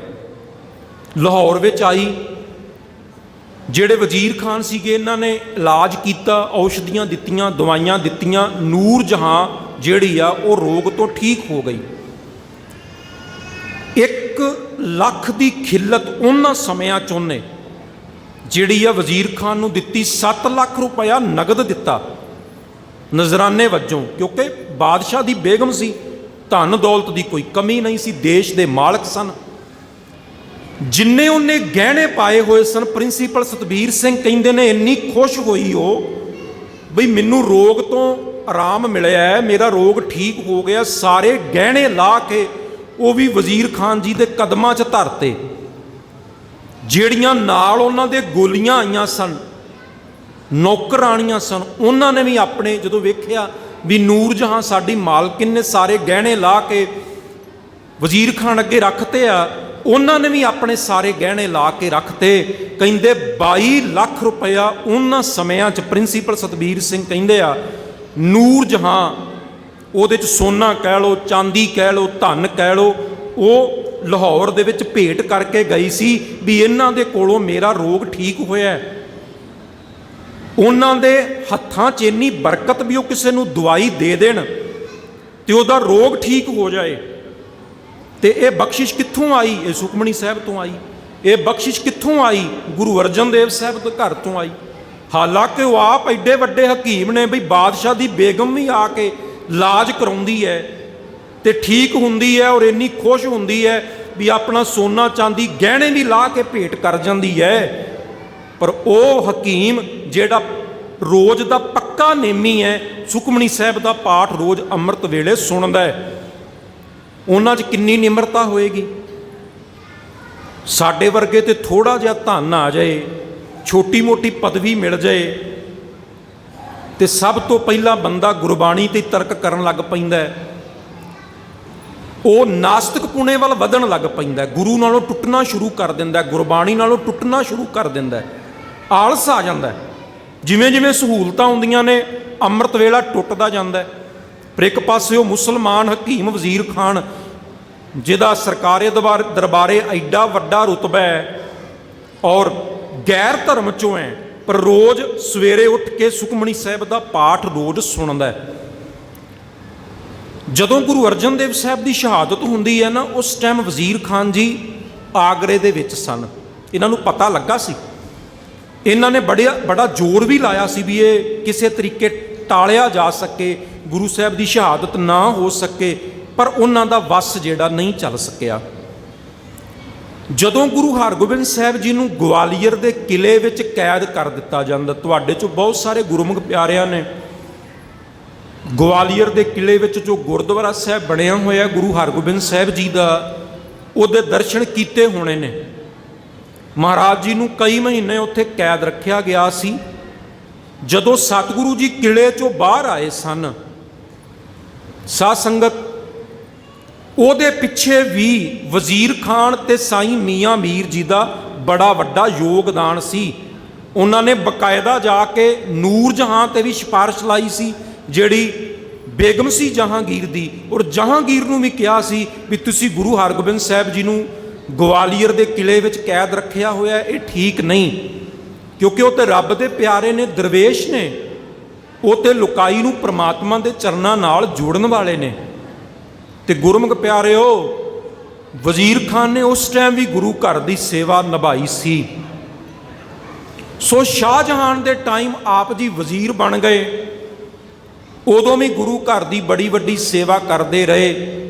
ਜਦੋਂ ਆਪ ਜੀ ਚੜ੍ਹਾਈ ਕਰ ਜਾਂਦੇ ਨੇ ਵਜ਼ੀਰ ਖਾਨ, ਗੁਰੂ ਹਰਗੋਬਿੰਦ ਸਾਹਿਬ ਸੱਚੇ ਪਾਤਸ਼ਾਹ ਜੀ ਇੱਕ ਖਿਲਤ ਪੁਸ਼ਾਕ ਔਰ ਦਸਤਾਰਾਂ ਜਿਹੜੀਆਂ ਨੇ ਉਹ ਭੇਜਦੇ ਨੇ ਵਜ਼ੀਰ ਖਾਨ ਦੇ ਬੇਟਿਆਂ ਦੇ ਕੋਲ, ਔਰ ਆਪਣੇ ਵੱਲੋਂ ਅਫਸੋਸ ਵੀ ਜ਼ਾਹਰ ਕਰਦੇ ਨੇ, ਕਿਉਂਕਿ ਉਹਨਾਂ ਦਾ ਗੁਰੂ ਹਰਗੋਬਿੰਦ ਸਾਹਿਬ ਮਹਾਰਾਜ ਨਾਲ ਬੜਾ ਵੱਡਾ ਪਿਆਰ ਸੀ। ਹੁਣ ਵੇਖੋ, ਦੋ ਵਜ਼ੀਰ ਖਾਨ, ਇੱਕ ਉਹ ਵਜ਼ੀਰ ਖਾਨ ਹੈ ਜਿਹਨੇ ਸਾਰੀ ਉਮਰ ਗੁਰੂ ਘਰ ਦੀ ਸੇਵਾ ਕੀਤੀ, ਜਿਹਨੂੰ ਗੁਰੂ ਘਰ ਦਾ ਇਤਿਹਾਸ ਵਿੱਚ ਹਰਕਾਰਾ ਕਿਹਾ ਜਾਂਦਾ ਹੈ। ਇੱਕ ਉਹ ਵਜ਼ੀਰ ਖਾਨ ਹੈ ਜਿਹਨੇ ਛੋਟੇ ਸਾਹਿਬਜ਼ਾਦਿਆਂ ਨੂੰ ਸ਼ਹੀਦ ਕਰਵਾ ਦਿੱਤਾ ਨੀਹਾਂ 'ਚ ਖੜਾ ਕੇ, ਤੇ ਗੁਰੂ ਗੋਬਿੰਦ ਸਿੰਘ ਮਹਾਰਾਜ ਨਾਲ ਪੂਰਾ ਜੀਵਨ ਜੰਗ ਲੜਦਾ ਰਿਹਾ। ਸੋ ਗੁਰੂ ਦੀ ਬਖਸ਼ਿਸ਼ ਇਸ ਤਰ੍ਹਾਂ ਦੀ ਹੁੰਦੀ ਹੈ, ਜਿਹਦੇ ਤੇ ਕਿਰਪਾ ਹੋ ਜਾਂਦੀ ਹੈ, ਜਿਹਦੇ ਤੇ ਬਖਸ਼ਿਸ਼ ਹੋ ਜਾਂਦੀ ਹੈ, ਗੁਰੂ ਸਾਰੇ ਰੋਗ ਕੱਟ ਦਿੰਦਾ, ਮਨ ਦੀ ਸ਼ਾਂਤੀ ਦੇ ਦਿੰਦਾ। ਤੁਸੀਂ ਰੋਜ਼ ਪੜ੍ਹਦੇ ਹੋ ਨਾ ਜਪਜੀ ਸਾਹਿਬ ਦੇ ਵਿੱਚ, ਜਿਨ ਕੋ ਨਦਰ ਕਰਮ ਤਿਨ ਕਾਰ, ਨਾਨਕ ਨਦਰੀ ਨਦਰ ਨਿਹਾਲ। ਨਦਰੀ ਨਦਰ ਨਿਹਾਲ ਦਾ ਕੀ ਭਾਵ ਹੈ? ਵੀ ਜਿਹਦੇ ਤੇ ਗੁਰੂ ਦੀ ਨਜ਼ਰ ਪੈ ਗਈ, ਜਿਹਦੇ ਤੇ ਗੁਰੂ ਦੀ ਦ੍ਰਿਸ਼ਟੀ ਪੈ ਗਈ, ਉਹਦੇ ਸਾਰੇ ਰੋਗ ਖਤਮ ਕਰਤੇ, ਭਾਵੇਂ ਸਰੀਰ ਦੇ ਹੋਣ ਚਾਹੇ ਮਨ ਦੇ ਹੋਣ। ਦੂਜੇ ਪਾਤਸ਼ਾਹ ਗੁਰੂ ਅੰਗਦ ਦੇਵ ਸਾਹਿਬ ਦੇ ਨਾ ਜੀਵਨ 'ਚੋਂ ਸਾਨੂੰ ਇਹ ਪੜ੍ਹਨ ਵਾਸਤੇ ਮਿਲਦਾ ਹੈ ਵੀ ਗੁਰੂ ਅੰਗਦ ਦੇਵ ਸਾਹਿਬ ਸੱਚੇ ਪਾਤਸ਼ਾਹ ਜੀ, ਜਿਨ੍ਹਾਂ ਨੇ ਆਪਣਾ ਨਿਵਾਸ ਖਡੂਰ ਸਾਹਿਬ ਦੀ ਧਰਤੀ ਦੇ ਉੱਤੇ ਕੀਤਾ ਹੋਇਆ ਸੀ, ਤੇ ਸਤਿਗੁਰੂ ਜੀ ਨੇ ਰੋਜ਼ ਅੰਮ੍ਰਿਤ ਵੇਲੇ ਉੱਠ ਜਾਣਾ। ਗੁਰੂ ਅੰਗਦ ਦੇਵ ਸਾਹਿਬ ਸੱਚੇ ਪਾਤਸ਼ਾਹ ਜੀ ਨੇ ਫਿਰ ਆਸਾ ਜੀ ਦੀ ਵਾਰ ਦਾ ਕੀਰਤਨ ਸੁਣਨਾ।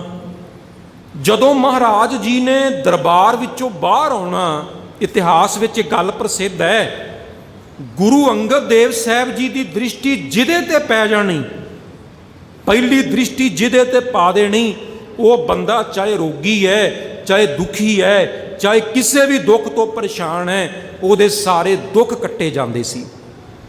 ਕਹਿੰਦੇ ਨੇ ਗੱਲ ਨਾ ਪੂਰੇ ਇਲਾਕੇ 'ਚ ਪ੍ਰਸਿੱਧ ਹੋ ਗਈ ਬਈ ਗੁਰੂ ਅੰਗਦ ਦੇਵ ਸਾਹਿਬ ਜਦੋਂ ਸਵੇਰੇ ਅੰਮ੍ਰਿਤ ਵੇਲੇ ਤੋਂ ਬਾਅਦ ਦਰਬਾਰ 'ਚੋਂ ਬਾਹਰ ਆਉਂਦੇ ਨੇ, ਜਿਹਦੇ ਉੱਤੇ ਉਹਨਾਂ ਦੀ ਦ੍ਰਿਸ਼ਟੀ ਪੈ ਜਾਂਦੀ ਹੈ, ਉਹਨਾਂ ਦੇ ਸਾਰੇ ਰੋਗ ਕੱਟੇ ਜਾਂਦੇ ਨੇ। ਸੂਰਜ ਪ੍ਰਕਾਸ਼ ਦੇ ਕਰਤਾ ਪ੍ਰਿੰਸੀਪਲ ਸਤਬੀਰ ਸਿੰਘ, ਹੋਰ ਜਿਹੜੇ ਸਾਡੀ ਕੌਮ ਦੇ ਰਾਈਟਰ ਹੋਏ ਨੇ, ਉਹਨਾਂ ਨੇ ਵਰਣਨ ਕੀਤਾ ਹੈ ਬਈ ਬਹੁਤ ਸਾਰੀ ਨਾ ਭੀੜ ਲੱਗ ਜਾਂਦੀ ਸੀ ਦਰਬਾਰ ਦੇ ਬਾਹਰ ਜਦੋਂ ਗੁਰੂ ਅੰਗਦ ਦੇਵ ਸਾਹਿਬ ਨੇ ਦਰਬਾਰ 'ਚੋਂ ਬਾਹਰ ਆਉਣਾ ਹੁੰਦਾ ਸੀ।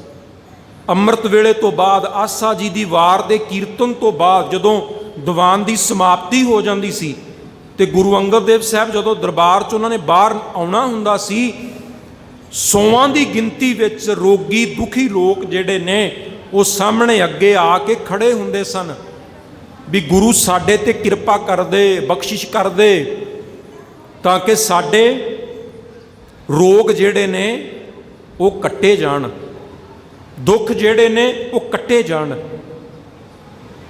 ਨਾਨਕ ਨਦਰੀ ਨਦਰ ਨਿਹਾਲ, ਵੀ ਸਾਡੇ ਤੇ ਵੀ ਕਿਤੇ ਦ੍ਰਿਸ਼ਟੀ ਪੈ ਜਾਏ। ਤੇ ਗੁਰੂ ਨਾਨਕ ਦੇਵ ਸਾਹਿਬ ਜਿਹਦੇ ਤੇ ਵੀ ਉਹਨਾਂ ਨੇ ਦ੍ਰਿਸ਼ਟੀ ਪਾਈ, ਇੱਕ ਵਾਰ ਜਿਹਦੇ ਵੱਲ ਵੇਖ ਲਿਆ, ਜਿਹਦੀਆਂ ਅੱਖਾਂ 'ਚ ਇੱਕ ਵਾਰ ਝਾਕ ਲਿਆ ਗੁਰੂ ਨਾਨਕ ਦੇਵ ਸਾਹਿਬ ਨੇ, ਉਹਦਾ ਪੂਰਾ ਜੀਵਨ ਹੀ ਬਦਲ ਕੇ ਰੱਖਤਾ। ਚਾਹੇ ਸੱਜਣ ਠੱਗ ਹੈ, ਚਾਹੇ ਭੂਮੀਆਂ ਚੋਰ ਹੈ, ਚਾਹੇ ਕੌਡਾ ਰਾਖਸ਼ ਹੈ, ਚਾਹੇ ਵੜੀ ਕੰਧਾਰੀ ਹੈ, ਕੋਈ ਵੀ ਹੈ ਜਿਹਦੇ ਤੇ ਗੁਰੂ ਨਾਨਕ ਦੇਵ ਸਾਹਿਬ ਨੇ ਇੱਕ ਵਾਰੀ ਕਿਰਪਾ ਭਰੀ ਦ੍ਰਿਸ਼ਟੀ ਕਰਤੀ, ਪਾਤੀ, ਉਹਦਾ ਪੂਰੇ ਦਾ ਪੂਰਾ ਜੀਵਨ ਹੀ ਬਦਲ ਦਿੱਤਾ। ਸੋ ਗੁਰੂ ਪਿਆਰਿਓ, ਗੁਰੂ ਸਾਹਿਬ ਸਾਨੂੰ ਗੁਰਬਾਣੀ ਵਿੱਚ ਵੀ ਇਹੀ ਸਮਝਾਉਣ ਦੀ ਕੋਸ਼ਿਸ਼ ਕਰਦੇ ਨੇ ਵੀ ਗੁਰੂ ਦੀ ਬਖਸ਼ਿਸ਼ ਸਭ ਤੋਂ ਵੱਡੀ ਰਹਿਮਤ ਹੁੰਦੀ ਹੈ ਜਿਹਦੇ ਨਾਲ ਜੀਵਨ ਬਦਲ ਜਾਂਦਾ। ਤੁਸੀਂ ਮੂਲ ਮੰਤਰ 'ਚ ਵੀ ਰੋਜ਼ ਪੜ੍ਹਦੇ ਹੋ ਨਾ, ਗੁਰ ਪ੍ਰਸਾਦ, ਗੁਰੂ ਦੀ ਕਿਰਪਾ, ਗੁਰੂ ਦੀ ਬਖਸ਼ਿਸ਼। ਔਰ ਜਦੋਂ ਗੁਰੂ ਦੀ ਬਖਸ਼ਿਸ਼ ਹੋ ਜਾਂਦੀ ਹੈ, ਬੰਦੇ ਨੂੰ ਹੁਕਮ 'ਚ ਰਹਿਣਾ ਵੀ ਜਿਹੜਾ ਉਹ ਆਉਣਾ ਲੱਗ ਪੈਂਦਾ, ਉਹ ਬੰਦਾ ਹੁਕਮ 'ਚ ਰਹਿਣ ਲੱਗ ਪੈਂਦਾ, ਹੁਕਮ 'ਚ ਉਹਨੂੰ ਜਿਉਣਾ ਆ ਜਾਂਦਾ ਵੀ ਹੁਕਮ 'ਚ ਰਹਿਣਾ ਕਿਵੇਂ ਹੈ। ਗੁਰੂ ਨਾਨਕ ਦੇਵ ਸਾਹਿਬ ਨੇ ਜਪਜੀ ਸਾਹਿਬ 'ਚ ਹੀ ਕਿਰਪਾ ਕੀਤੀ ਹੈ ਨਾ। ਜਦੋਂ ਤੁਸੀਂ ਇਹ ਪੰਕਤੀਆਂ ਪੜ੍ਹਦੇ ਹੋ, ਕਿਵ ਸਚਿਆਰਾ ਹੋਈ ਹੈ, ਕਿਵ ਕੂੜੈ ਟੁੱਟੈ ਪਾਲ, ਹੁਕਮ ਰਜ਼ਾਈ ਚੱਲਣਾ ਨਾਨਕ ਲਿਖਿਆ ਨਾਲ, ਵੀ ਸਚਿਆਰ ਕਿਵੇਂ ਹੋਇਆ ਜਾ ਸਕਦਾ ਹੈ, ਵਾਹਿਗੁਰੂ ਦੇ ਨੇੜੇ ਕਿਵੇਂ ਹੋਇਆ ਜਾ ਸਕਦਾ ਹੈ। ਸਤਿਗੁਰੂ ਇਹੀ ਸਮਝਾਉਂਦੇ ਨੇ ਵੀ ਉਹਦੇ ਹੁਕਮ 'ਚ ਚੱਲਣਾ ਪੈਣਾ ਹੈ। ਔਰ ਆਰੰਭ ਤੋਂ ਜਦੋਂ ਤੋਂ ਜਗਤ ਬਣਿਆ, ਹੁਕਮ 'ਚ ਰਹਿਣ ਤੋਂ ਬਿਨਾ ਕੋਈ ਦੂਜਾ ਤਰੀਕਾ ਨਹੀਂ ਜਿਹੜਾ ਪਰਮਾਤਮਾ ਦੀ ਪ੍ਰਾਪਤੀ ਦੇ ਵਾਸਤੇ ਔਰ ਜੀਵਨ 'ਚ ਸੁੱਖ ਸ਼ਾਂਤੀ ਦੇ ਵਾਸਤੇ ਵਰਤਿਆ ਜਾ ਸਕੇ। ਜੇ ਹੁਕਮ 'ਚ ਰਹਿਣ ਦੀ ਜਾਚ ਆ ਗਈ ਨਾ ਤੇ ਜੀਵਨ ਹੀ ਬਦਲ ਜਾਏਗਾ। ਦੂਜੀ ਪੌੜੀ ਤੁਸੀਂ ਪੜ੍ਹਦੇ ਹੋ ਨਾ ਜਪਜੀ ਸਾਹਿਬ ਦੀ, ਹੁਕਮੀ ਹੋਵਣ ਆਕਾਰ, ਹੁਕਮ ਨਾ ਕਹਿਆ ਜਾਈ, ਹੁਕਮੀ ਹੋਵਣ ਜੀ, ਹੁਕਮ ਮਿਲੈ ਵਡਿਆਈ, ਹੁਕਮੀ ਉੱਤਮ ਨੀਚ, ਹੁਕਮ ਲਿਖ ਦੁੱਖ ਸੁੱਖ ਪਾਈਐ। ਪਾਤਸ਼ਾਹ ਕਹਿੰਦੇ ਨੇ ਹੁਕਮ ਦੇ ਵਿੱਚ ਹੀ ਬ੍ਰਹਿਮੰਡ ਬਣਿਆ, ਹੁਕਮ ਦੇ ਵਿੱਚ ਹੀ ਸਾਰੇ ਜੀਵ ਜੰਤੂ ਪੈਦਾ ਹੋਏ ਨੇ। ਕਿਉਂਕਿ ਸਾਡਾ ਜਿਹੜਾ ਇਹ ਸਰੀਰ ਮਿਲਿਆ ਵੀ ਪ੍ਰਮਾਤਮਾ ਦੇ ਹੁਕਮ 'ਚ ਮਿਲਿਆ, ਕਿਉਂਕਿ ਉਦੋਂ ਸਾਡੀ ਮਰਜ਼ੀ ਨਹੀਂ ਸੀ ਚੱਲੀ। ਜਦੋਂ ਰੱਬ ਨੇ ਸਾਡਾ ਸਰੀਰ ਬਣਾਇਆ ਸੀ, ਜਦੋਂ ਸਾਡਾ ਜਨਮ ਹੋਇਆ, ਤੁਸੀਂ ਇਹ ਗੱਲ ਕਦੇ ਸੋਚ ਕੇ ਵੇਖਿਓ, ਅਸੀਂ ਆਪਣੇ ਜੀਵਨ 'ਚ ਨਾ ਮੰਨ ਲਓ ਕੋਈ ਕੰਮ ਕਰਨਾ ਹੋਏ ਆਪਣੀ ਮਰਜ਼ੀ ਵਰਤਦੇ ਹਾਂ। ਬਾਜ਼ਾਰ 'ਚੋਂ ਕੱਪੜੇ ਲੈਣੇ ਹੋਣ, ਕਹਿੰਦੇ ਆ ਵੀ ਮੈਨੂੰ ਇਸ ਤਰ੍ਹਾਂ ਦੇ ਕੱਪੜੇ ਪਸੰਦ ਨੇ, ਮੈਨੂੰ ਇਹ ਰੰਗ ਪਸੰਦ ਹੈ, ਮੈਨੂੰ ਇਹ ਸਰੀਰ 'ਤੇ ਪਾਏ ਕੱਪੜੇ ਚੰਗੇ ਲੱਗਦੇ ਨੇ। ਅਸੀਂ ਮਕਾਨ ਬਣਾਉਣਾ ਹੋਵੇ, ਘਰ ਬਣਾਉਣਾ ਹੋਵੇ, ਅਸੀਂ ਮਿਸਤਰੀ ਨੂੰ ਦੱਸਦੇ ਹਾਂ, ਨਕਸ਼ਾ ਬਣਾਉਣ ਵਾਲੇ ਨੂੰ ਦੱਸਦੇ ਹਾਂ ਵੀ ਕਿਵੇਂ ਕਿਵੇਂ ਕਿਸ ਕਿਸ ਤਰ੍ਹਾਂ ਬਣਾਉਣਾ ਹੈ ਮਕਾਨ। ਪਰ ਕਦੀ ਸੋਚਿਆ ਜਿਹੜਾ ਇਹ ਸਰੀਰ ਸਾਡਾ ਘੜਿਆ ਪ੍ਰਮਾਤਮਾ ਨੇ, ਜਦੋਂ ਨੇ ਬਣਾਇਆ ਸੀ ਉਦੋਂ ਸਾਡੇ ਤੋਂ ਪੁੱਛਿਆ ਸੀ ਵੀ ਤੇਰਾ ਨੱਕ ਕਿਵੇਂ ਦਾ ਹੋਣਾ ਚਾਹੀਦਾ, ਤੇਰੀਆਂ ਅੱਖਾਂ ਕਿਵੇਂ ਦੀਆਂ ਹੋਣੀਆਂ ਚਾਹੀਦੀਆਂ ਨੇ, ਤੇਰੇ ਦੰਦ ਕਿਵੇਂ ਦੇ ਹੋਣੇ ਚਾਹੀਦੇ ਨੇ, ਤੇਰਾ ਕੱਦ ਕਿੰਨਾ ਕੁ ਹੋਣਾ ਚਾਹੀਦਾ। ਉਦੋਂ ਸਾਡੀ ਮਰਜ਼ੀ ਨਹੀਂ ਸੀ ਚੱਲੀ। ਅੱਖਾਂ ਉਹਨੇ ਮਰਜ਼ੀ ਨਾਲ ਬਣਾਤੀਆਂ, ਨੱਕ ਉਹਨੇ ਮਰਜ਼ੀ ਨਾਲ ਬਣਾਤਾ। ਪੁੱਛ ਨਾ ਸਾਜੇ ਪੁੱਛ ਨਾ ਢਾਹੇ, ਪੁੱਛ ਨਾ ਲੇਵੈ ਦੇ। ਗੁਰੂ ਗ੍ਰੰਥ ਸਾਹਿਬ ਦੀ ਬਾਣੀ ਕਹਿੰਦੀ ਹੈ ਵੀ ਪ੍ਰਮਾਤਮਾ ਨਾ ਪੁੱਛ ਕੇ ਸਾਜਦਾ ਹੈ, ਨਾ ਪੁੱਛ ਕੇ ਢਾਉਂਦਾ ਹੈ। ਭਾਵ ਕਿ ਜਨਮ ਵੀ ਉਹਦੀ ਮਰਜ਼ੀ 'ਚ ਹੋ ਜਾਂਦਾ, ਮੌਤ ਵੀ ਉਹਦੀ ਮਰਜ਼ੀ 'ਚ ਹੀ ਹੁੰਦੀ ਹੈ। ਉਹਦੇ ਹੁਕਮ ਦੇ ਵਿੱਚ ਹੀ ਉਹਨੇ ਸਾਜਤਾ। ਹੁਕਮੀ ਹੋਵਣ ਆਕਾਰ ਹੁਕਮ ਨਾ ਕਹਿਆ ਜਾਈ। ਮਹਾਰਾਜ ਕਹਿੰਦੇ ਉਹਦਾ ਹੁਕਮ ਬਿਆਨ ਵੀ ਨਹੀਂ ਕੀਤਾ ਜਾ ਸਕਦਾ। ਉਹਦਾ ਹੁਕਮ ਇਸ ਤਰ੍ਹਾਂ ਦਾ ਹੈ, ਔਰ ਐਡਾ ਵਿਸ਼ਾਲ ਹੁਕਮ ਹੈ। ਤੁਸੀਂ ਕਹੋਗੇ ਵੀ ਕਿੱਡਾ ਕੁ ਵੱਡਾ ਹੁਕਮ ਹੈ ਪਰਮਾਤਮਾ ਦਾ। ਜਿਹੜਾ ਇਹ ਪੂਰਾ ਬ੍ਰਹਿਮੰਡ ਚੱਲ ਰਿਹਾ ਹੈ, ਮੰਨ ਲਓ ਸਾਡੀ ਧਰਤੀ ਹੈ, ਸਾਡਾ ਸੂਰਜ ਹੈ, ਚੰਦਰਮਾ ਹੈ, ਏਡੇ ਵੱਡੇ ਵੱਡੇ ਤਾਰੇ ਉਸ ਪਰਮਾਤਮਾ ਨੇ ਬ੍ਰਹਿਮੰਡ 'ਚ ਬਣਾਏ ਨੇ, ਜਿਹਦੇ 'ਚ ਕਰੋੜਾਂ ਕਰੋੜਾਂ ਇਹ ਸੂਰਜ ਵੀ ਸਮਾ ਜਾਣ ਨਾ ਤੇ ਤਾਂ ਵੀ ਜਿਹੜਾ ਉਹਨੂੰ ਭਰਿਆ ਨਹੀਂ ਜਾ ਸਕਦਾ। ਏਡੇ ਏਡੇ ਤਾਰੇ ਨੇ, ਪਰ ਇਹ ਸਾਰਾ ਕੁਝ ਕੌਣ ਚਲਾ ਰਿਹਾ ਹੈ? ਪਰਮਾਤਮਾ ਦੇ ਹੁਕਮ 'ਚ ਚੱਲ ਰਿਹਾ। ਹਾਲਾਂਕਿ ਸਾਇੰਸ ਇਹਨੂੰ ਕਹਿੰਦੀ ਹੈ ਬਈ ਇਹ ਕੋਈ ਨਿਯਮ ਨੇ ਜਿਹਦੇ ਵਿੱਚ ਸਾਰਾ ਕੁਝ ਚੱਲ ਰਿਹਾ। ਇਹ ਨੇਚਰ ਦੇ, ਕੁਦਰਤ ਦੇ ਨਿਯਮ ਨੇ ਜਿਹਦੇ ਨਾਲ ਇਹ ਪੂਰਾ ਬ੍ਰਹਿਮੰਡ ਘੁੰਮ ਰਿਹਾ ਹੈ, ਸਭ ਕੁਝ ਚੱਲ ਰਿਹਾ ਹੈ। ਪਰ ਗੁਰੂ ਨਾਨਕ ਦੇਵ ਸਾਹਿਬ ਉਹਨੂੰ ਹੁਕਮ ਕਹਿੰਦੇ ਨੇ ਵੀ ਇਹ ਜਿਹੜੀ ਧਰਤੀ ਹੈ ਸੂਰਜ ਤੋਂ ਕਿੰਨੀ ਕੁ ਦੂਰੀ 'ਚ ਹੋਣੀ ਚਾਹੀਦੀ ਹੈ ਤਾਂ ਕਿ ਇਹਦੇ 'ਤੇ ਜੀਵਨ ਸੰਭਵ ਹੋ ਸਕੇ। ਇਹ ਵੀ ਪਰਮਾਤਮਾ ਦੇ ਹੁਕਮ ਦੇ ਵਿੱਚ ਹੀ ਹੈ। ਮੰਨ ਲਓ ਜੇ ਸਾਡੀ ਧਰਤੀ ਸੂਰਜ ਤੋਂ ਥੋੜ੍ਹਾ ਜਿਹਾ ਦੂਰ ਹਟ ਜੇ ਨਾ, ਤੇ ਇੱਥੇ ਜਿੰਨਾ ਵੀ ਜੀਵਨ ਹੈ ਸਾਰਾ ਜੰਮ ਜਾਏਗਾ, ਸਭ ਖਤਮ ਹੋ ਜਾਏਗਾ, ਇੰਨੀ ਠੰਡ ਵੱਧ ਜਾਏਗੀ। ਜੇ ਸਾਡੀ ਧਰਤੀ ਕੁਝ ਮੀਟਰ ਸੂਰਜ ਦੇ ਨੇੜੇ ਹੋ ਜਾਏ, ਧਰਤੀ ਦੇ ਉੱਤੇ ਸਾਰਾ ਕੁਝ ਸੜ ਕੇ ਸਭ ਕੁਝ ਖਤਮ ਹੋ ਜਾਏਗਾ। ਪੂਰੇ ਦਾ ਪੂਰਾ ਜੀਵਨ ਇੱਥੇ ਖਤਮ ਹੋ ਜਾਏਗਾ। ਔਰ ਅਰਬਾਂ ਖਰਬਾਂ ਸਾਲਾਂ ਤੋਂ ਧਰਤੀ ਉਸ ਪਰਮਾਤਮਾ ਨੇ ਜਿਸ ਜਗ੍ਹਾ ਤੇ ਟਿਕਾਈ ਹੈ, ਔਰ ਓਨੀ ਦੂਰੀ ਤੇ ਹੀ ਉਹ ਸੂਰਜ ਦਾ ਚੱਕਰ ਲਾ ਰਹੀ ਹੈ।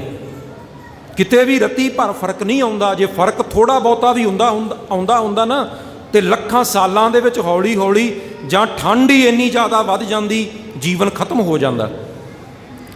ਸੋ ਇਹ ਸਾਰਾ ਕੁਝ ਹੁਕਮ ਵਿੱਚ ਹੈ। ਹੁਕਮੀ ਹੋਵਣ ਆਕਾਰ ਹੁਕਮ ਨਾ ਕਹਿਆ ਜਾਈ। ਹੁਕਮੀ ਹੋਵਣ ਜੀ ਹੁਕਮ ਮਿਲੇ ਵਡਿਆਈ। ਕਮਾਲ ਦਾ ਬਚਨ।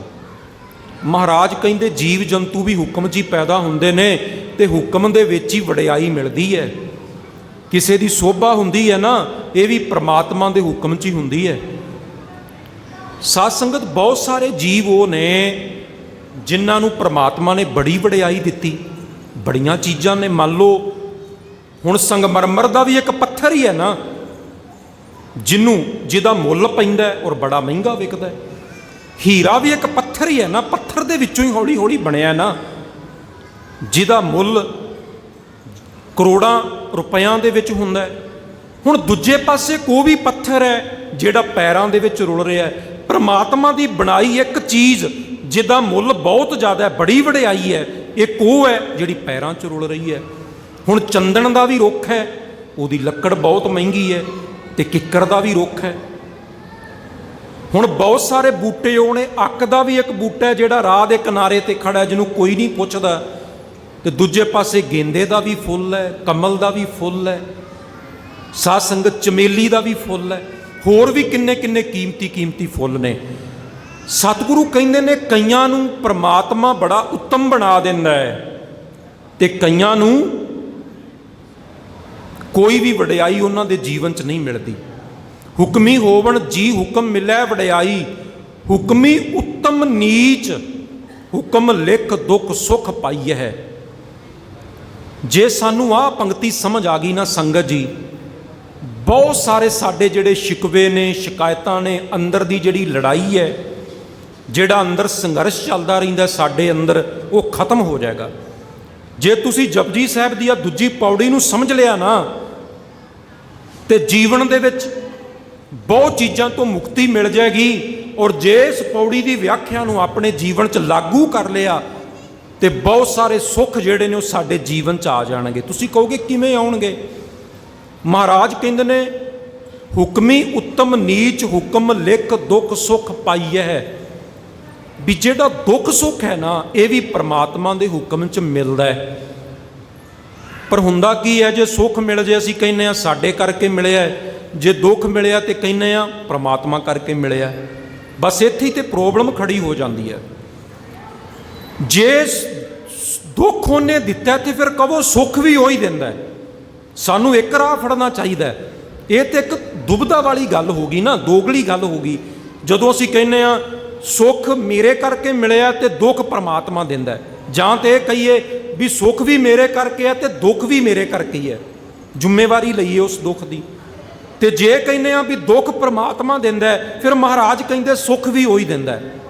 ਫਿਰ ਜੇ ਸੁੱਖ ਆ ਜਾਂਦੇ ਨੇ ਤੇ ਕਿਹਾ ਕਰ ਇਹ ਵੀ ਉਹਦੇ ਕਰਕੇ ਹੀ ਮਿਲੇ ਆ, ਕਿਉਂਕਿ ਪ੍ਰਮਾਤਮਾ ਕੁਝ ਵੀ ਗਲਤ ਨਹੀਂ ਕਰਦਾ। ਜਿਵੇਂ ਕਹਿੰਦੇ ਇੱਕ ਵਾਰੀ ਨਾ ਇੱਕ ਸੱਜਣ ਅੰਬ ਦੇ ਰੁੱਖ ਦੇ ਥੱਲੇ ਲੇਟੇ ਹੋਏ ਸਨ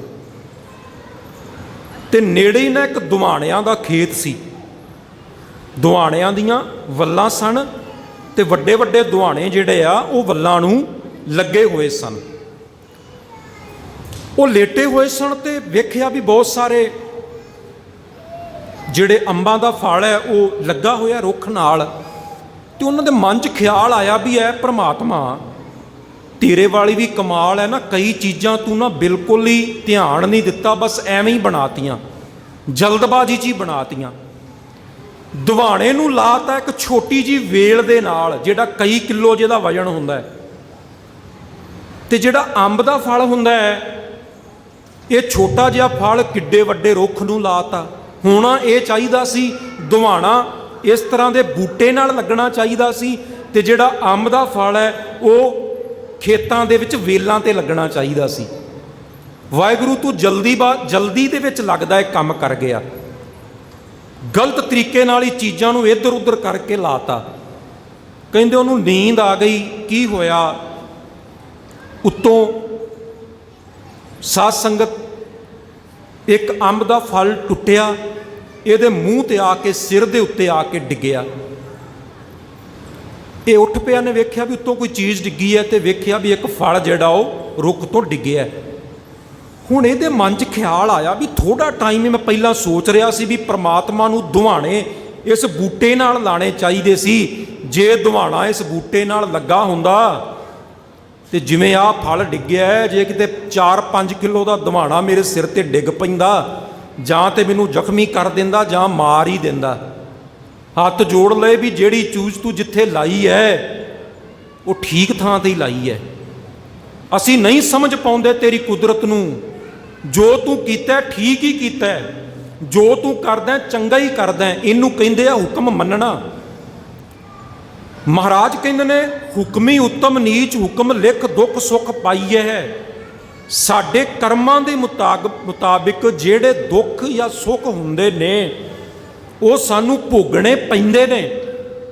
ਕਈ ਵਾਰੀ ਸਾਨੂੰ ਲੱਗਦਾ ਵੀ ਮੈਂ ਆਪਣੇ ਇਸ ਜੀਵਨ ਦੇ ਵਿੱਚ ਕੋਈ ਕਿਸੇ ਦਾ ਮਾੜਾ ਕਰਮ ਨਹੀਂ ਕੀਤਾ, ਮੈਂ ਸਾਰਿਆਂ ਦਾ ਚੰਗਾ ਹੀ ਕਰਦਾ, ਮੈਂ ਸਾਰਿਆਂ ਦਾ ਭਲਾ ਹੀ ਸੋਚਦਾ, ਪਰ ਮੇਰੇ ਜੀਵਨ ਵਿੱਚ ਫਿਰ ਵੀ ਇੰਨੇ ਦੁੱਖ ਕਿਉਂ ਨੇ। ਪਿਆਰਿਓ, ਗੁਰੂ ਗ੍ਰੰਥ ਸਾਹਿਬ ਜੀ ਦੀ ਬਾਣੀ ਕਹਿੰਦੀ ਹੈ ਵੀ ਕੁਝ ਬੰਦੇ ਦੇ ਪਿਛਲੇ ਜਨਮਾਂ ਦੇ ਵੀ ਕਰਮ ਹੁੰਦੇ ਨੇ ਜਿਹੜੇ ਬੰਦੇ ਨੂੰ ਭੋਗਣੇ ਪੈਂਦੇ ਨੇ। ਇਹ ਗੁਰੂ ਗ੍ਰੰਥ ਸਾਹਿਬ ਮਹਾਰਾਜ ਜੀ ਦੇ ਬਾਣੀ ਦੇ ਬਚਨ ਅਸੀਂ ਬਹੁਤ ਥਾਵਾਂ ਤੇ ਪੜ੍ਹ ਸਕਦੇ ਹਾਂ। ਤੇ ਹੁਣ ਕਈ ਵਾਰੀ ਨਾ ਸਵਾਲ ਵੀ ਪੈਦਾ ਹੋ ਜਾਂਦਾ ਵੀ ਜੇ ਦੁੱਖ ਭੋਗਣੇ ਹੀ ਨੇ ਕਰਮਾਂ ਦੇ, ਫਿਰ ਗੁਰੂ ਕੋਲ ਆਉਣ ਦੀ ਕੀ ਲੋੜ ਹੈ। ਸਵਾਲ ਪੈਦਾ ਹੋਏਗਾ ਨਾ ਵੀ ਜੇ ਕਰਮਾਂ 'ਚ ਲਿਖਿਆ ਦੁੱਖ ਵੀ ਮਿਲ ਜਾਣਾ ਹੈ, ਸੁੱਖ ਵੀ ਮਿਲ ਜਾਣਾ ਹੈ, ਫਿਰ ਬਾਣੀ ਪੜ੍ਹਨ ਦਾ ਕੀ ਫਾਇਦਾ, ਫਿਰ ਸੇਵਾ ਕਰਨ ਦਾ ਕੀ ਫਾਇਦਾ, ਫਿਰ ਗੁਰੂ ਕੋਲ ਆਉਣ ਦਾ ਕੀ ਫਾਇਦਾ। ਇਹ ਸਵਾਲ ਨਾ ਮੰਡੀ ਵਾਲੇ ਰਾਜੇ ਦੇ ਦਿਮਾਗ ਵਿੱਚ ਵੀ ਆਇਆ ਸੀ ਜਦੋਂ ਗੁਰੂ ਅਰਜਨ ਦੇਵ ਸਾਹਿਬ ਦੇ ਚਰਨਾਂ 'ਚ ਆਇਆ ਸੀ। ਮੰਡੀ ਵਾਲਾ ਰਾਜਾ ਸਾਧ ਸੰਗਤ ਜਿਹੜੇ ਜਿਨ੍ਹਾਂ ਨੂੰ ਭਾਈ ਕਲਿਆਣਾ ਜੀ ਲੈ ਕੇ ਆਏ ਸਨ, ਤੇ ਜਦੋਂ ਆਏ ਸਨ ਨਾ ਦਰਬਾਰ ਵਿੱਚ ਮੰਡੀ ਵਾਲਾ ਰਾਜਾ, ਗੁਰੂ ਅਰਜਨ ਦੇਵ ਸਾਹਿਬ ਜੀ ਬਿਰਾਜਮਾਨ ਸਨ, ਕੀਰਤਨ ਹੋ ਰਿਹਾ ਸੀ, ਇੱਕ ਪੰਕਤੀ ਪੜ੍ਹੀ ਜਾ ਰਹੀ ਸੀ, ਲੇਖ ਨਾ ਮਿਟਈ ਹੇ ਸਖੀ ਜੋ ਲਿਖਿਆ ਕਰਤਾਰ। ਵੀ ਜਿਹੜਾ ਰੱਬ ਨੇ ਲਿਖਤਾ ਉਹ ਕਦੇ ਮਿਟਾਇਆ ਨਹੀਂ ਜਾ ਸਕਦਾ, ਜਿਹੜੇ ਮੱਥੇ ਦੇ ਲੇਖ ਨੇ ਉਹ ਕਦੇ ਨਹੀਂ ਮਿਟਦੇ। ਤੇ ਰਾਜੇ ਦੇ ਮਨ 'ਚ ਸਵਾਲ ਆ ਗਿਆ ਵੀ ਜੇ ਲੇਖ ਨਹੀਂ ਮਿਟਦੇ ਫਿਰ ਤੁਹਾਡੇ ਕੋਲ ਆਉਣ ਦਾ ਕੀ ਫਾਇਦਾ, ਫਿਰ ਗੁਰਬਾਣੀ ਪੜ੍ਹਨ ਦਾ ਕੀ ਫਾਇਦਾ। ਇਹਦਾ ਜਵਾਬ ਦਿੱਤਾ ਸੀ ਮਹਾਰਾਜ ਨੇ। ਕਦੇ ਤੁਹਾਡੇ ਮਨ ਵਿੱਚ ਵੀ ਸਵਾਲ ਆਇਆ ਹੋਣਾ, ਜਾਂ ਤੁਹਾਨੂੰ ਵੀ ਕਿਸੇ ਨੇ ਸਵਾਲ ਕਦੇ ਕੀਤਾ ਹੋਣਾ, ਜਾਂ ਬੰਦੇ ਦੇ ਮਨ 'ਚ ਵੀ ਕੁਦਰਤੀ ਵਿਚਾਰ ਆ ਜਾਂਦਾ ਵੀ ਜੇ ਕਰਮਾਂ ਦਾ ਹੀ ਭੋਗਣਾ, ਦੁੱਖ ਵੀ ਭੋਗਣੇ ਨੇ, ਸੁੱਖ ਵੀ ਮਿਲ ਹੀ ਜਾਣੇ ਨੇ ਕਰਮਾਂ ਦੇ, ਫਿਰ ਗੁਰੂ ਕੋਲ ਆਉਣ ਦਾ ਕੀ ਫਾਇਦਾ। ਤੇ ਰਾਜੇ ਨੇ ਸਵੇਰੇ ਨਾ ਗੁਰੂ ਅਰਜਨ ਦੇਵ ਸਾਹਿਬ ਅੱਗੇ ਸਵਾਲ ਕਰਤਾ, ਕਹਿੰਦਾ ਮਹਾਰਾਜ ਤੁਹਾਡੀ ਬਾਣੀ ਦੀ ਇੱਕ ਪੰਕਤੀ ਪੜ੍ਹੀ ਜਾ ਰਹੀ ਸੀ ਵੀ ਲਿਖਿਆ ਹੋਇਆ ਨਹੀਂ ਮਿਟਦਾ, ਭੋਗਣਾ ਪੈਂਦਾ ਹੈ, ਫਿਰ ਤੁਹਾਡੇ ਕੋਲ ਆਉਣ ਦਾ ਫਾਇਦਾ ਕੀ। ਤੇ ਗੁਰੂ ਅਰਜਨ ਦੇਵ ਸਾਹਿਬ ਨੇ ਕਿਹਾ ਸੀ ਰੁਕ ਜਾਓ ਥੋੜ੍ਹੇ ਦਿਨ, ਤੁਹਾਨੂੰ ਤੁਹਾਡੇ ਸਵਾਲ ਦਾ ਜਵਾਬ ਮਿਲ ਜਾਏਗਾ। ਥੋੜ੍ਹੇ ਦਿਨ ਬਾਅਦ ਨਾ ਜਦੋਂ ਜੰਗਲ ਵੱਲ ਗਏ, ਨਾਲ ਨਾਲ ਗੁਰੂ ਅਰਜਨ ਦੇਵ ਸਾਹਿਬ ਘੋੜੇ ਤੇ ਸਵਾਰ, ਉਹ ਮੰਡੀ ਵਾਲਾ ਰਾਜਾ ਵੀ ਘੋੜੇ ਤੇ। ਔਰ ਹੋਇਆ ਕਿ ਜਾਣ ਤੋਂ ਪਹਿਲਾਂ ਜਿਹੜੀ ਰਾਤ ਉਹਨੇ ਬਤੀਤ ਕੀਤੀ ਸੀ ਨਾ, ਉਹਨੂੰ ਇੱਕ ਸੁਪਨਾ ਆਇਆ ਸੀ। ਸੁਪਨੇ ਦੇ ਵਿੱਚ ਉਹਦਾ ਜਨਮ ਇੱਕ ਚੰਡਾਲਾਂ ਦੇ ਘਰ ਵਿੱਚ ਹੋਇਆ, ਬਹੁਤ ਵੱਡਾ ਉਹਦਾ ਪਰਿਵਾਰ ਹੈ ਔਰ ਗਰੀਬੀ ਵੀ ਬੜੀ ਹੈ, ਕੱਖਾਂ ਦੀ ਕੁੱਲੀ 'ਚ ਰਹਿ ਕੇ ਆਪਣੇ ਦਿਨ ਲੰਘਾ ਰਹੇ ਨੇ, ਇਸ ਤਰ੍ਹਾਂ ਦੇ ਹਾਲਾਤ ਨੇ। ਰਾਜੇ ਦਾ ਸੁਪਨਾ ਜਦੋਂ ਅੱਖ ਖੁੱਲੀ ਟੁੱਟ ਗਿਆ, ਹੈਰਾਨ ਵੀ ਹੋਇਆ ਵੀ ਸੁਪਨਾ ਕਿਵੇਂ ਦਾ ਆਇਆ, ਕਿਉਂਕਿ ਸੁਪਨੇ ਵਿੱਚ ਉਹਦਾ ਪਰਿਵਾਰ, ਘਰ ਵਾਲੀ, ਬੱਚੇ, ਮਾਂ ਪਿਓ, ਹੋਰ ਉਹਦੀ ਬਰਾਦਰੀ, ਜਿੱਥੇ ਬਹੁਤ ਸਾਰੀਆਂ ਝੋਪੜੀਆਂ ਇੱਕ ਜੰਗਲ 'ਚ ਬਣੀਆਂ ਹੋਈਆਂ ਨੇ ਜਿੱਥੇ ਸਾਰਾ ਪਰਿਵਾਰ ਰਹਿੰਦਾ। ਜਦੋਂ ਰਾਜਾ ਸਵੇਰੇ ਘੋੜੇ ਤੇ ਚੜ੍ਹ ਕੇ ਤੁਰਿਆ, ਗੁਰੂ ਅਰਜਨ ਦੇਵ ਸਾਹਿਬ ਜੀ ਵੀ ਨਾਲ ਨਾਲ ਨੇ। ਜਦੋਂ ਜੰਗਲ ਵਿੱਚ ਗਏ, ਕੀ ਵੇਂਦੇ ਨੇ, ਜਿਹੜੀਆਂ ਸੁਪਨੇ ਵਿੱਚ ਉਹ ਝੋਪੜੀਆਂ ਵੇਖੀਆਂ ਸਨ ਉਹ ਸਾਹਮਣੇ ਨਜ਼ਰ ਆਈਆਂ। ਚਲੋ ਝੋਪੜੀਆਂ ਤੇ ਨਜ਼ਰ ਆਈਆਂ ਹੀ, ਜਿਹੜੇ ਬੰਦੇ ਸੁਪਨੇ 'ਚ ਵੇਖੇ ਸੀ ਉਹ ਵੀ ਉਹਨਾਂ ਉੱਥੇ ਘਰਾਂ ਦੇ ਵਿੱਚ ਘੁੰਮ ਰਹੇ ਨੇ, ਉਸ ਨਗਰ ਦੇ ਵਿੱਚ ਉਹਨੂੰ ਨਜ਼ਰ ਆਏ। ਸਾਧ ਸੰਗਤ ਥੋੜਾ ਹੋਰ ਅੱਗੇ ਵਧੇ ਤੇ ਜਿਹੜਾ ਪਰਿਵਾਰ ਸੀ ਨਾ ਉਹਦਾ ਸੁਪਨੇ 'ਚ, ਉਹ ਵੀ ਉਹਨੂੰ ਸਾਹਮਣੇ ਇੱਕ ਘਰ ਦੇ ਵਿੱਚ ਨਜ਼ਰ ਆ ਗਿਆ। ਉਹ ਤੇ ਹੈਰਾਨ ਹੋ ਗਿਆ, ਤੇ ਹੈਰਾਨਗੀ ਹੋਣੀ ਵੀ ਸੀ ਵੀ ਮੰਨ ਲਓ ਜੋ ਬੰਦਾ ਰਾਤ ਨੂੰ ਸੁਪਨੇ 'ਚ ਵੇਖੇ ਤੇ ਉਹ ਹੀ ਸਾਹਮਣੇ ਦਿਨੇ ਸਾਰਾ ਕੁਝ ਨਜ਼ਰ ਆਉਣ ਲੱਗ ਪਏ। ਔਰ ਥੋੜਾ ਅੱਗੇ ਵਧੇ ਤੇ ਉਹਦੇ ਮਗਰ ਮਗਰ ਕੁਝ ਲੜਕੇ ਭੱਜੇ ਆਉਣ, ਉਹ ਰੁਕੇ, ਘੋੜਾ ਰੋਕਿਆ ਤੇ ਉਹਨਾਂ ਨੇ ਕਿਹਾ ਪਿਤਾ ਜੀ ਕਿੱਧਰ ਜਾ ਰਹੇ ਹੋ, ਤੁਸੀਂ ਤੇ ਪਹਿਲਾਂ ਕੁਝ ਦਿਨ ਪਹਿਲਾਂ ਤੁਹਾਡੀ ਮੌਤ ਹੋ ਗਈ ਸੀ, ਡੈਥ ਹੋ ਗਈ ਸੀ, ਤੁਹਾਨੂੰ ਦਫਨਾ ਆਏ ਸੀ, ਤੇ ਅਸੀਂ ਤੇ ਹੈਰਾਨ ਹੋ ਗਏ ਹਾਂ ਵੀ ਤੁਸੀਂ ਤੇ ਰਾਜਿਆਂ ਵਾਲੀ ਪੋਸ਼ਾਕ ਪਾਈ ਹੋਈ ਹੈ, ਘੋੜੇ ਤੇ ਸਵਾਰ ਹੋ, ਕਿੱਧਰ ਜਾ ਰਹੇ ਹੋ। ਰਾਜਾ ਤੇ ਹੋਰ ਵੀ ਜ਼ਿਆਦਾ ਹੈਰਾਨ ਹੋ ਗਿਆ ਵੀ ਗੁਰੂ ਅਰਜਨ ਦੇਵ ਸਾਹਿਬ ਨੇ ਇਹ ਕਿਹੜੀ ਕਲਾ ਵਰਤਾਤੀ। ਜਿਹੜੇ ਬੰਦੇ ਰਾਤ ਨੂੰ ਸੁਪਨੇ 'ਚ ਵੇਖੇ, ਬੱਚੇ ਸੁਪਨੇ 'ਚ ਵੇਖੇ, ਉਹ ਸਾਹਮਣੇ ਖੜ ਕੇ ਕਹਿ ਰਹੇ ਨੇ ਪਿਤਾ ਜੀ ਕਿੱਧਰ ਜਾ ਰਹੇ ਹੋ। ਉਹ ਵਾਪਸ ਗਏ ਲੜਕੇ, ਉਹ ਹੋਰ ਵੀ ਪਿੰਡ ਦੇ ਲੋਕਾਂ ਨੂੰ ਇਕੱਠਿਆਂ ਕਰ ਲਿਆਏ ਵੀ ਸਾਡਾ ਪਿਤਾ ਹੈ। ਉਹ ਕਹਿਣ ਲੱਗੇ ਸਾਨੂੰ ਵੀ ਬੜੀ ਹੈਰਾਨਗੀ ਹੁੰਦੀ ਹੈ ਵੀ ਕੁਝ ਦਿਨ ਪਹਿਲਾਂ ਇਹਨਾਂ ਦੀ ਮੌਤ ਹੋ ਗਈ ਸੀ ਔਰ ਸੇਮ ਉਹੀ ਸ਼ਕਲ ਹੈ, ਉਹੀ ਇਹਨਾਂ ਦੀ ਆਵਾਜ਼ ਹੈ, ਉਹੀ ਇਹਨਾਂ ਦਾ ਤੁਰਨਾ ਬੈਠਣਾ ਉੱਠਣਾ ਸਾਰਾ ਕੁਝ, ਤੇ ਇਹ ਹੁਣ ਘੋੜੇ ਤੇ ਸਵਾਰ ਹੋ ਕੇ ਰਾਜੇ ਬਣ ਕੇ ਕਿੱਧਰ ਘੁੰਮ ਰਹੇ ਨੇ। ਝਗੜਾ ਬਹੁਤ ਵੱਧ ਗਿਆ। ਉਹ ਕਹਿਣ ਲੱਗੇ ਸਾਡੇ ਨਾਲ ਚੱਲੋ, ਅਸੀਂ ਤੁਹਾਨੂੰ ਲੈਣ ਵਾਸਤੇ ਆਏ ਹਾਂ। ਰਾਜਾ ਕਵੇ ਤੁਸੀਂ ਮੇਰੇ ਕੁਝ ਲੱਗਦੇ ਨਹੀਂ, ਮੈਂ ਤੁਹਾਨੂੰ ਜਾਣਦਾ ਹੀ ਨਹੀਂ। ਤੇ ਉਹ ਗੁਰੂ ਅਰਜਨ ਦੇਵ ਸਾਹਿਬ ਵੱਲ ਰਾਜਾ ਵੇਖੇ ਵੀ ਸੱਚੇ ਪਾਤਸ਼ਾਹ ਮੇਰੀ ਤੇ ਸਮਝ ਤੋਂ ਬਾਹਰ ਦੀ ਗੱਲ ਹੋ ਗਈ, ਇਹ ਸਾਰੇ ਬੰਦੇ ਮੈਂ ਰਾਤ ਨੂੰ ਸੁਪਨੇ 'ਚ ਵੇਖੇ ਸੀ।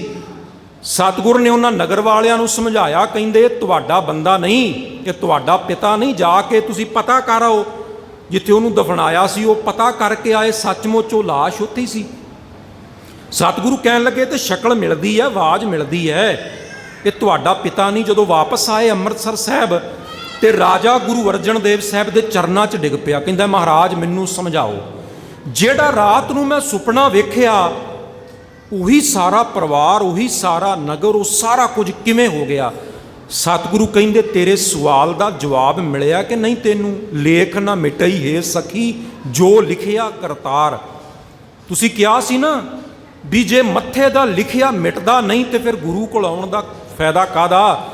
ਸਤਿਗੁਰੂ ਕਹਿਣ ਲੱਗੇ ਜਿਹੜੀ ਪੰਕਤੀ ਹੈ ਨਾ, ਇਹ ਬਚਨ ਵੀ ਪੂਰਾ ਹੋ ਗਿਆ, ਲਿਖਿਆ ਮਿਟਿਆ ਵੀ ਨਹੀਂ, ਪਰ ਗੁਰੂ ਦਰ ਤੇ ਆਉਣ ਕਰਕੇ ਉਹਨੂੰ ਪ੍ਰਮਾਤਮਾ ਨੇ ਸੁਪਨੇ 'ਚ ਕੱਟਤਾ।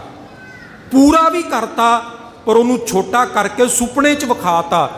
ਜਦੋਂ ਗੁਰੂ ਦੀ ਬਖਸ਼ਿਸ਼ ਹੁੰਦੀ ਹੈ ਨਾ, ਉਹ ਗੁਰੂ ਕਿਰਪਾ ਕਰਕੇ ਸੂਲੀ ਨੂੰ ਸੂਲ 'ਚ ਬਦਲ ਦਿੰਦਾ ਹੈ, ਵੱਡੇ ਦੁੱਖ ਨੂੰ ਛੋਟੇ 'ਚ ਬਦਲ ਦਿੰਦਾ ਹੈ।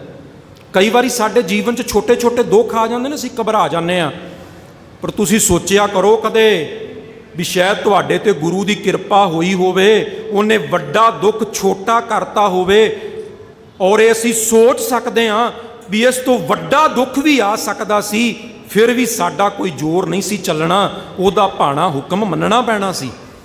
ਇਸ ਕਰਕੇ ਕਈ ਵਾਰੀ ਅਸੀਂ ਛੋਟੇ ਛੋਟੇ ਦੁੱਖਾਂ 'ਚ ਹੀ ਰੋਣ ਲੱਗ ਪੈਂਦੇ ਹਾਂ, ਛੋਟੇ ਛੋਟੇ ਸਾਨੂੰ ਘਾਟੇ ਪੈ ਜਾਂਦੇ ਨੇ, ਅਸੀਂ ਦੁਖੀ ਹੋ ਜਾਂਦੇ ਹਾਂ, ਪਰੇਸ਼ਾਨ ਹੋ ਜਾਂਦੇ ਹਾਂ।